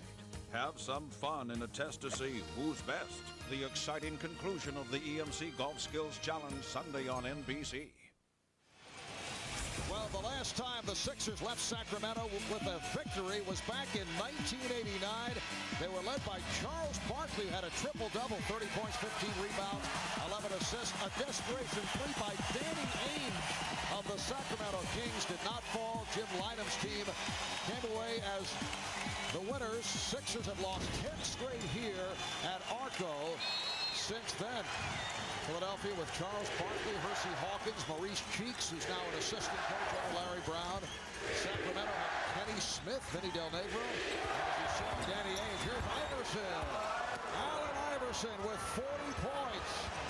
And the Kings now lead 89-84. Stars win games, and that's what Allen Iverson is. He's a star, and he's trying to pull his team out of a tough battle here right now with the Kings, who are fighting back. Stojakovic, 4.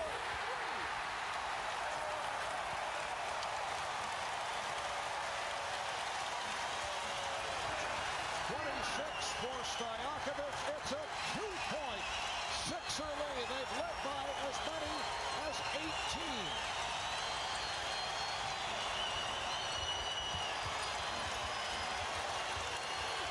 Shot clock at 5. Here's McKee.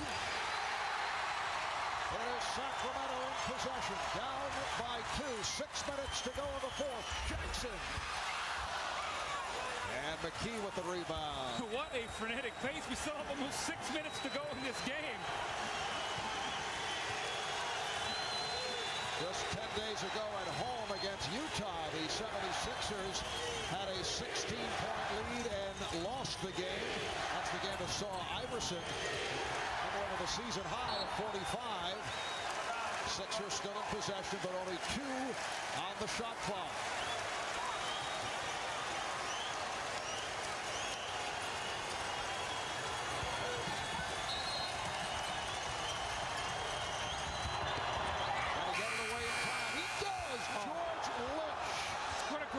Play though, 2 seconds to go. You know that the Sixers have worked on this in practice. Larry Brown did not have to call a timeout.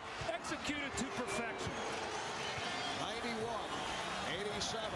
Philadelphia. 5:20 remaining on the fourth.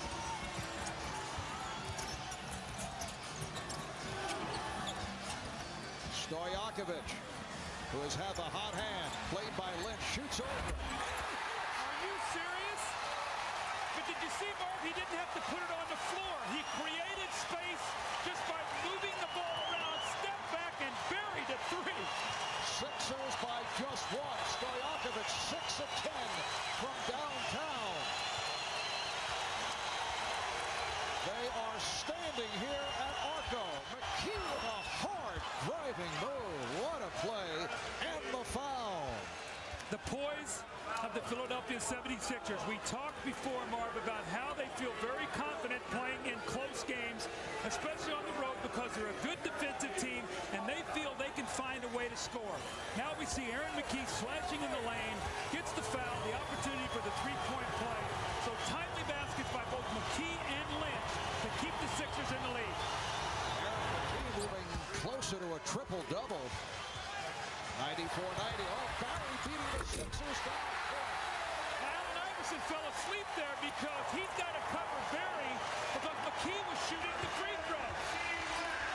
94-92.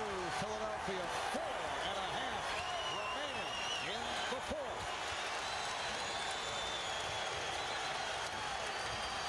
Bobby Jackson all over Allen Iverson. Shot clock down to 2, down to 1. Iverson, yes! 42 points for Iverson. 96-92. He who blinks first loses today, Marv. Stojakovic rejected. And last touch by the Sixers.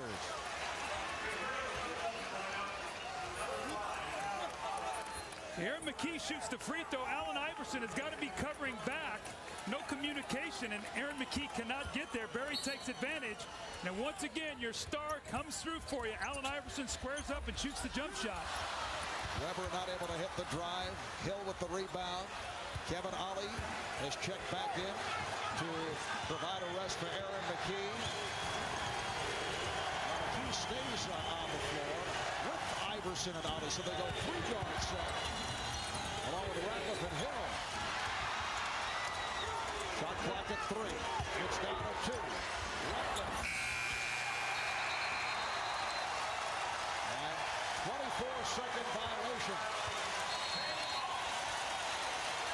Timeout called by the Kings. What a great environment and a great game.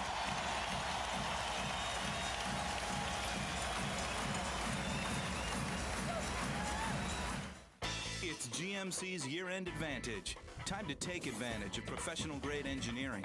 Like Chuck Bazzina's smart braking system on Sierra that comprehends weight and balances braking, designed to give the driver unsurpassed control. But perhaps the biggest year-end advantage are the numbers on Sierra, engineered by this guy. Now get as low as 1.9% APR financing on any 2001 Sierra 4-door extended cab. Hurry, offer ends January 2nd.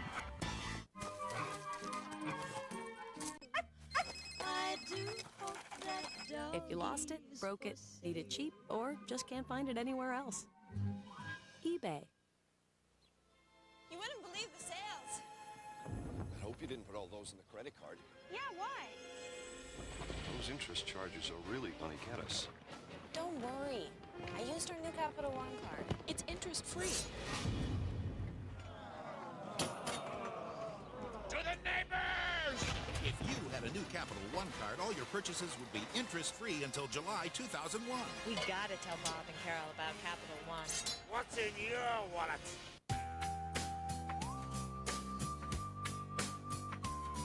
A beer is only as good as the ingredients used to brew it. That's why Budweiser uses only the finest all-natural ingredients, hand-selected to deliver a taste, a smoothness, and a drinkability you won't find in any other beer at any price. This Bud's for you. And you and you and you. This Bud's for you. Traffic New York.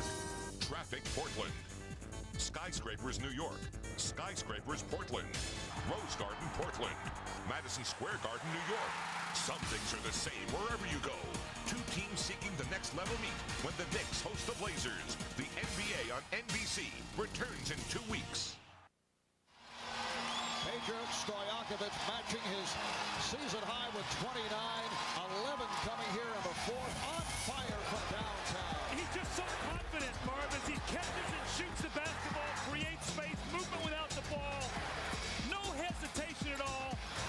Shooting the ball over George Lynch. The Kings are within 4. The Marv right now with 3:31 to go. They've got to do it with their defense. They cannot continue to change baskets. Philadelphia's come up with timely hoops to keep in the lead. The Kings trying to come back from an 18-point deficit. They came back after being 24 down back on December the 10th against Miami here at Arco. They trail here by 4, 3:20 remaining in the fourth quarter. Weber over Ratliff. Good box out by Ollie. Larry Brown staying with the 3 guards. He has Ollie working at the point along with Iverson and McKee. There's Ollie to his left, coming up short. Weber with the save. Jackson checking the floor. Just under 3 to go in this fourth quarter. Here's Pollard beating Hill. Scott Pollard has improved so much. I had him in Detroit. He's got great hands, and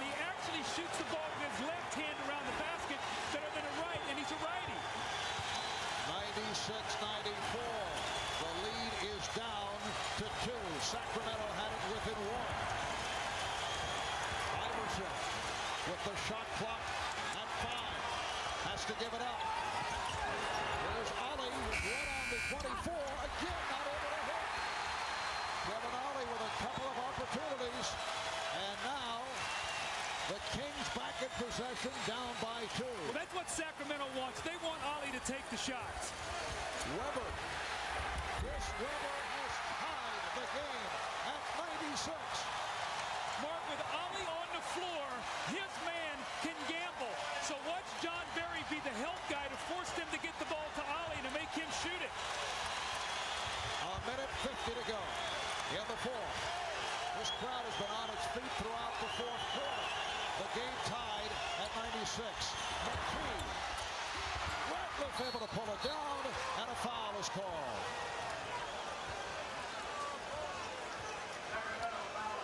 Scott Pollard with great inside position. He seals, and once again, the little soft left-handed floater around the basket. And we've talked about Chris Weber being a great passer, a great shooter, and now he takes the ball to the basket against the best shot blocker in the NBA and gets the finish. And you know what?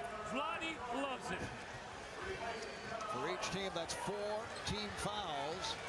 George Lynch returns for Kevin Ollie. So the next foul will put Sacramento over the limit. The same for Philadelphia. Iverson on the pullback. Yes! Allen Iverson has 44, and the Sixers lead by 2 with a minute and 25 to go in the fourth. Jackson off the pick. Weber.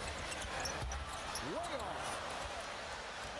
I don't think that's a shot that they wanted at that time, Mark. Weber can get a better one than that. Coming up on 1 minute left in the fourth. Iverson, made by Johnson. Ratliff with the tip, and a loose ball foul has been called against the Sixers. They are now over the limit, so the Kings will shoot 2.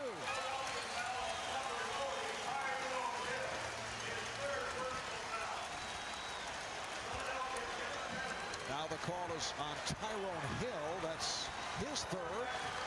And Scott Pollard at the line. He is 2 for 2 at the free throw line, a 78% shooter.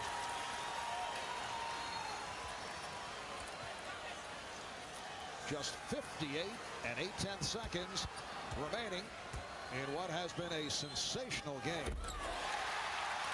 You can see how important Scott Pollard is to this team. He had missed games with the ankle injury. He's the best post defender they have, and you see him play the majority of the fourth quarters instead of Vlade. So they have he and Weber out there together. It gives them a better defensive front line. Pollard has a chance to tie the game if he does. The Kings and the Sixers at 98 apiece. Sixers do have a full timeout and a 20. Sacramento with 2 and a 20. 45 seconds to go on the fourth. Shot clock at 7. Lynch not able to hit. Jackson with the rebound. Kings with a chance to take the lead. Here's Barry for 3. Jackson keeps it alive. There's a 5-second differential between the shot clock and the game clock, and the Kings want to talk it over. They call for time. Mark, has Sacramento ever led in this game?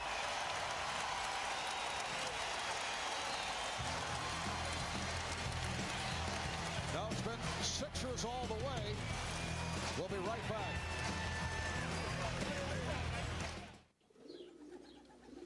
I think your creativity comes from within. I think everybody is born with creativity, but I believe it's the trust in yourself and the trust in your emotions to talk to yourself, so to speak, to become your own psychologist, to let your emotions out on a piece of paper, to not be afraid of anything, not be afraid of what people think, not be afraid of what people may say, to just be yourself. And I think that's something that's rare nowadays.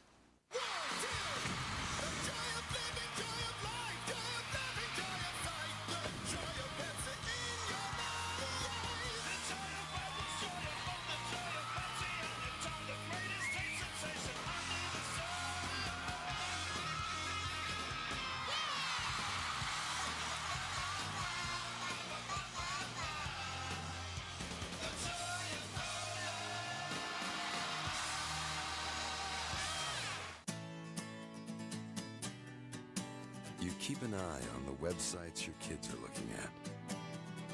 You make sure your wife's cell phone battery is fully charged. And you haven't missed a day of work in 12 years. So it comes as no surprise that your auto parts are AC Delco. When the right way is the only way. AC Delco Automotive Parts. The extreme training has begun because on February 3rd, professional football is gonna get a whole lot tougher.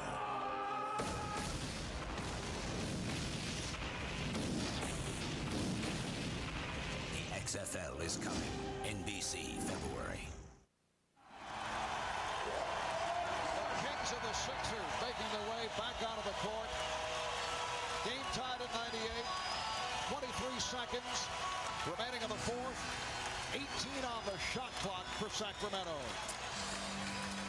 You can see when you're down 16 going into the fourth quarter, you have to defend to get back in the game. They've done that. Philly's only shot 35%. You got to get the ball. Oh, that's over and back. Should have been a backcourt violation. Was there any?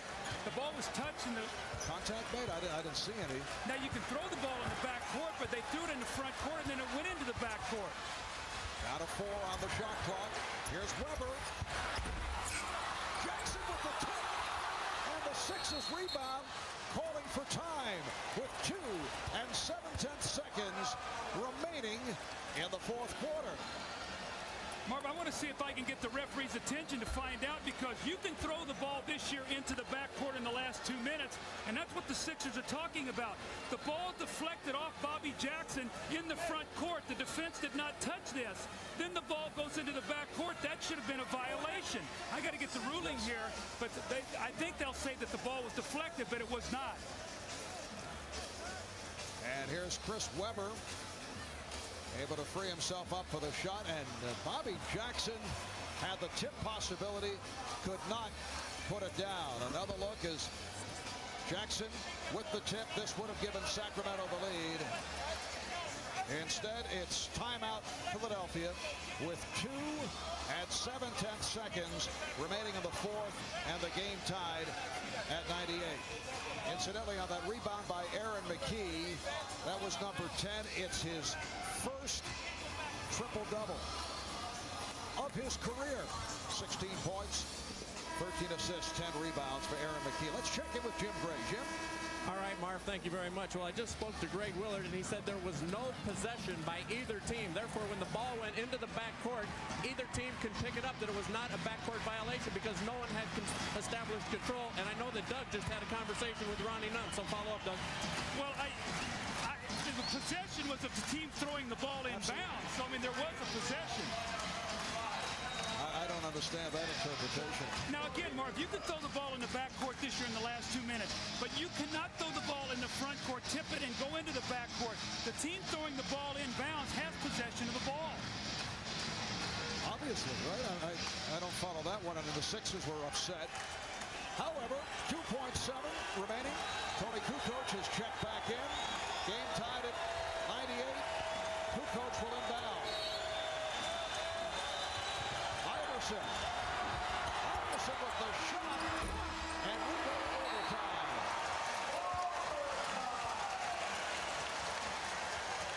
The Sacramento Kings coming back from an 18-point deficit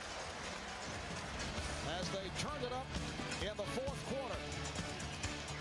And we head to OT, tied at 98. The Kings 1-2 in overtime this season. The Sixers 0-1, losing in overtime to Miami back in mid-December. We'll be back to Sacramento after this.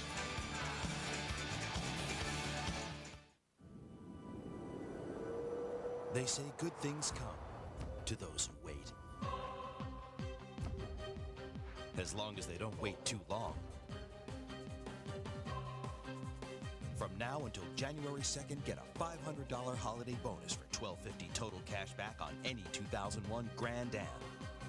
So stop by your Pontiac dealer now and light up the season. This holiday bonus ends January 2nd. So has he kissed you yet?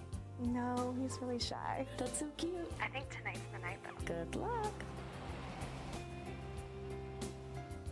You hungry? Yeah. 2 quarter pounders with cheese? No onions. No onions? No onions. We make it hot, fresh, right to order. Whatever you want on it. Nothing you don't. We love to see you smile. The extreme training has begun. On February 3rd, Smash Mouth Football returns.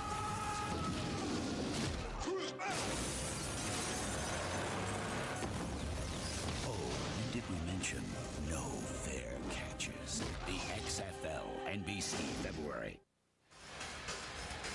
Back in Sacramento, Marv Albert, Doug Collins, and Jim Gray. We head to a 5-minute overtime session. The Kings, as I mentioned, 1 up, 2 down in overtime games. They won at Golden State, lost in double overtime at Cleveland, lost to the Lakers in OT. While Philadelphia playing its second overtime, they lost to Miami in OT back in mid-December. Allen Iverson has been the story offensively. 44 points, 17 of 34 from the field. 8 rebounds, 8 assists. Aaron McKee, his first career triple-double. 16 points, along with 10 rebounds and 13 assists. And Peja Stojakovic helping to lead the Kings back into it with hot shooting in the 4th quarter. He has 29, as does Chris Webber. 76ers controlling the tip. And a defense from the Crowders, Ratliff, and the Sixers have a 2-point lead. See, I think that's a big basket because psychologically, Sacramento's played uphill the whole game. They've tied it, but they've never had the lead. Webber, who despite the flu has gone most of the way. 44 minutes for Chris Webber. Oh, nice play as Hill is able to jump out into the passing lane. Now can Sacramento get that energy back? They had the energy at the end. And the Sixers fight him off. Iverson played by Jackson. Rick Adelman staying with Jackson rather than Jason Williams. And then Iverson has continued to score, but it's been a little bit more difficult against Jackson. Well, he's tougher. He's got more strength, and he can get up and bang him. A minute gone by in the overtime. Nice move by Jackson. And the game is tied at 100. The big man did not show up on that screen roll. What you do with your Bobby Jackson, you keep your dribble until somebody stops you, and nobody did. 8 points for Jackson. A minute and a half gone by in the 5-minute overtime. Iverson, yes. Allen Iverson now with a season high. That's 46 points for Iverson. And we'd like to welcome those of you who have been watching the New York Knicks and the Minnesota Timberwolves here in Sacramento. Marv Albert, Doug Collins, Jim Gray, 2-point lead for the 76ers. We're in overtime, coming up on 3 minutes to go in the overtime session. Earlier, the Sixers led by as many as 18. The Kings coming roaring back in the second half. Here's Lynch, fouled by Pollard. You know, Marv, I was talking to you about the success of the Sixers in close games and how they feel very confident on the road that if the game is close, they can win it because they play good defense and they feel like that they can score when they have to. Last year, they were 17-8 in games 3 points or less. This year, in game 6 or less, they're 7-2. So they will win close games because they have that confidence and they feel Allen Iverson will come up with big baskets when they need it. And this is a matchup of the teams with the best records in the league. Philadelphia 20-8, best in the East. Sacramento 20-7 overall, top record. They've won 3 in a row, 6 of the last 7. They've won 9 straight at home. 76ers 6 straight wins on the road. Stojakovic for 3, way off. Stojakovic has been hot from downtown and did it in the 4th quarter. Overall 6 of 10 from 3-point land. See, I think Sacramento's got into a half-court game right now. They got back into the game with a quick tempo. Out of 2.5 in the overtime. Iverson. Shot clock at 3. Here's Lynch. And a foul on Stojakovic. Well, the one thing you never want to do is foul a jump shooter, especially George Lynch, who's just an average jump shooter at best. Lynch, a 79% free throw shooter. Timeout is being called now by Rick Adelman and the Sacramento Kings. 2:21 remaining in overtime, and the Sixers lead by 3. It's too hot to move. Whoa, look at her. Hello, kitty. I think I'm in love. I'm going in.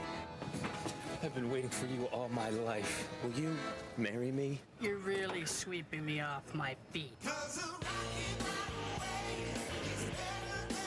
Welcome to paradise, boys. Coors Light, frost brewed at the edge of freezing.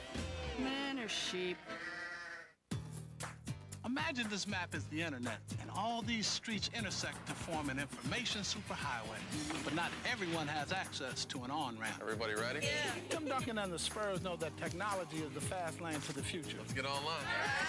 So they've donated computers to schools in their community that connect students to a whole new world. Oh, what happened? And this will help them to cross the bridge right over the digital divide. Team up to improve your community. The Kings' only home loss this season took place back on November 16th against the Lakers, with the injured Chris Webber sitting out. Jason Williams doing some razzle-dazzle. Doug Christie hit for 32 points, but they could not steal the spotlight from Kobe Bryant. Hit this three-pointer to force the overtime. And then a clutch jumper right here in overtime to seal the victory. Sacramento has won 9 straight at home since then. They're 13-1 here at home. Their best home start in the history of the franchise. And that goes back to the old Rochester Royals back in 1951-52.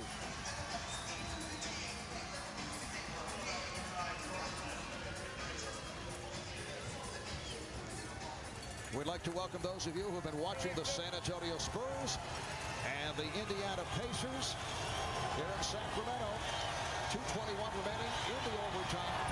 George Lynch at the line and misses again, but the Sixers lead 103-100. The Kings coming back after being 18 down. Lynch looks to add to the lead. He does. I think Sacramento has to get something quicker here. See how they're walking the ball up the floor, getting it to a half-court game. When they do that, they get stagnant, and they've struggled here in overtime. Bobby Jackson handling against Allen Iverson. Scott Pollard setting the pick. Webber. Here's Webber. Well, he's had to force shots. Philadelphia's defense not giving much to the Kings. Well, Theo Ratliff, the best shot blocker in the NBA, caused him to alter that shot. Sixers now have a chance to go up 6 or 7 with a 3. Iverson on the recovery. Rebound Webber. They need a bucket on this possession. 1:40 left in the OT, and Iverson is called for the reach-in foul. That's only his second.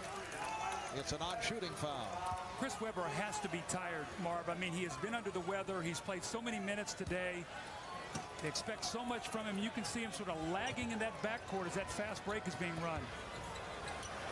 We were talking about the way he looked in the pregame warm-ups. It's amazing that he's played almost the entire game. He sat out only 4 minutes. Foul is called on the Sixers. It's on Ratliff, his third, and Stojakovic 5 of 6 from the line will shoot 2, and that stops the clock. It can bring the Kings back within 2. Peja Stojakovic, who has had a breakout season. That's point number 30. Allen Iverson with a season high is 46, 4 away from his career high. Had a 50-point game against these Kings in Philadelphia last season. Those 2 missed free throws in the overtime have really hurt the Sixers. It's a 2-point game right now. 3 puts Sacramento in the lead. Those are big misses. Career high 31 points for Stojakovic. Philadelphia by 2, 1:20 left in the overtime. Hill, rebound, Pollard.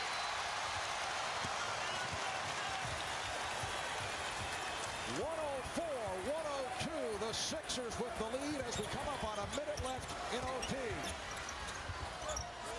Pollard will swing it out. Stojakovic with Lynch chest to chest. Got a 5 on the shot clock, and the foul Sixers are now over the limit. Such a smart play by Stojakovic. So, Mark, when you get a guy up into your chest like that, you can't really play a guy like that without fouling. So he just pulled the ball through, put it on the floor, got the contact, and smartly fell down. So that's a smart play. Stojakovic, a 78% free throw shooter in his third NBA season out of Yugoslavia, taking over as the starter this season. He is adding to his career high. He now has 32, and the Kings are within 1. Philadelphia, normally the #1 free throw shooting team in the league in terms of attempts. Today that has not been the case. If Sacramento wins the game, they can look to that free throw line maybe being the answer. The Sixers have led all the way. Kings have never led. They're at 104 apiece. Iverson. And McKee shoots the three and hits. Aaron McKee from deep in the corner. The Sixers lead 107 to 104. Sacramento calls for time with 39 and 3/10 seconds left in overtime. Allen Iverson draws so much attention. John Barry goes to help, and Aaron McKee over the outstretched arms of Bobby Jackson. The Sixers up 3. Aaron McKee with a great game.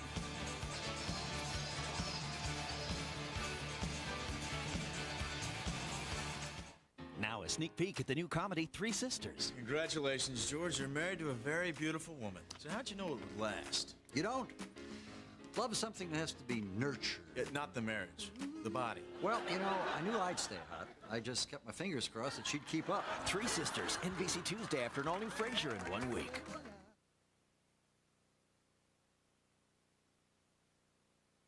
The biggest storm ever just got bigger. This month on Direct Ticket Pay-Per-View, it's the Letterboxd Dolby digital presentation of The Perfect Storm. We're going back out.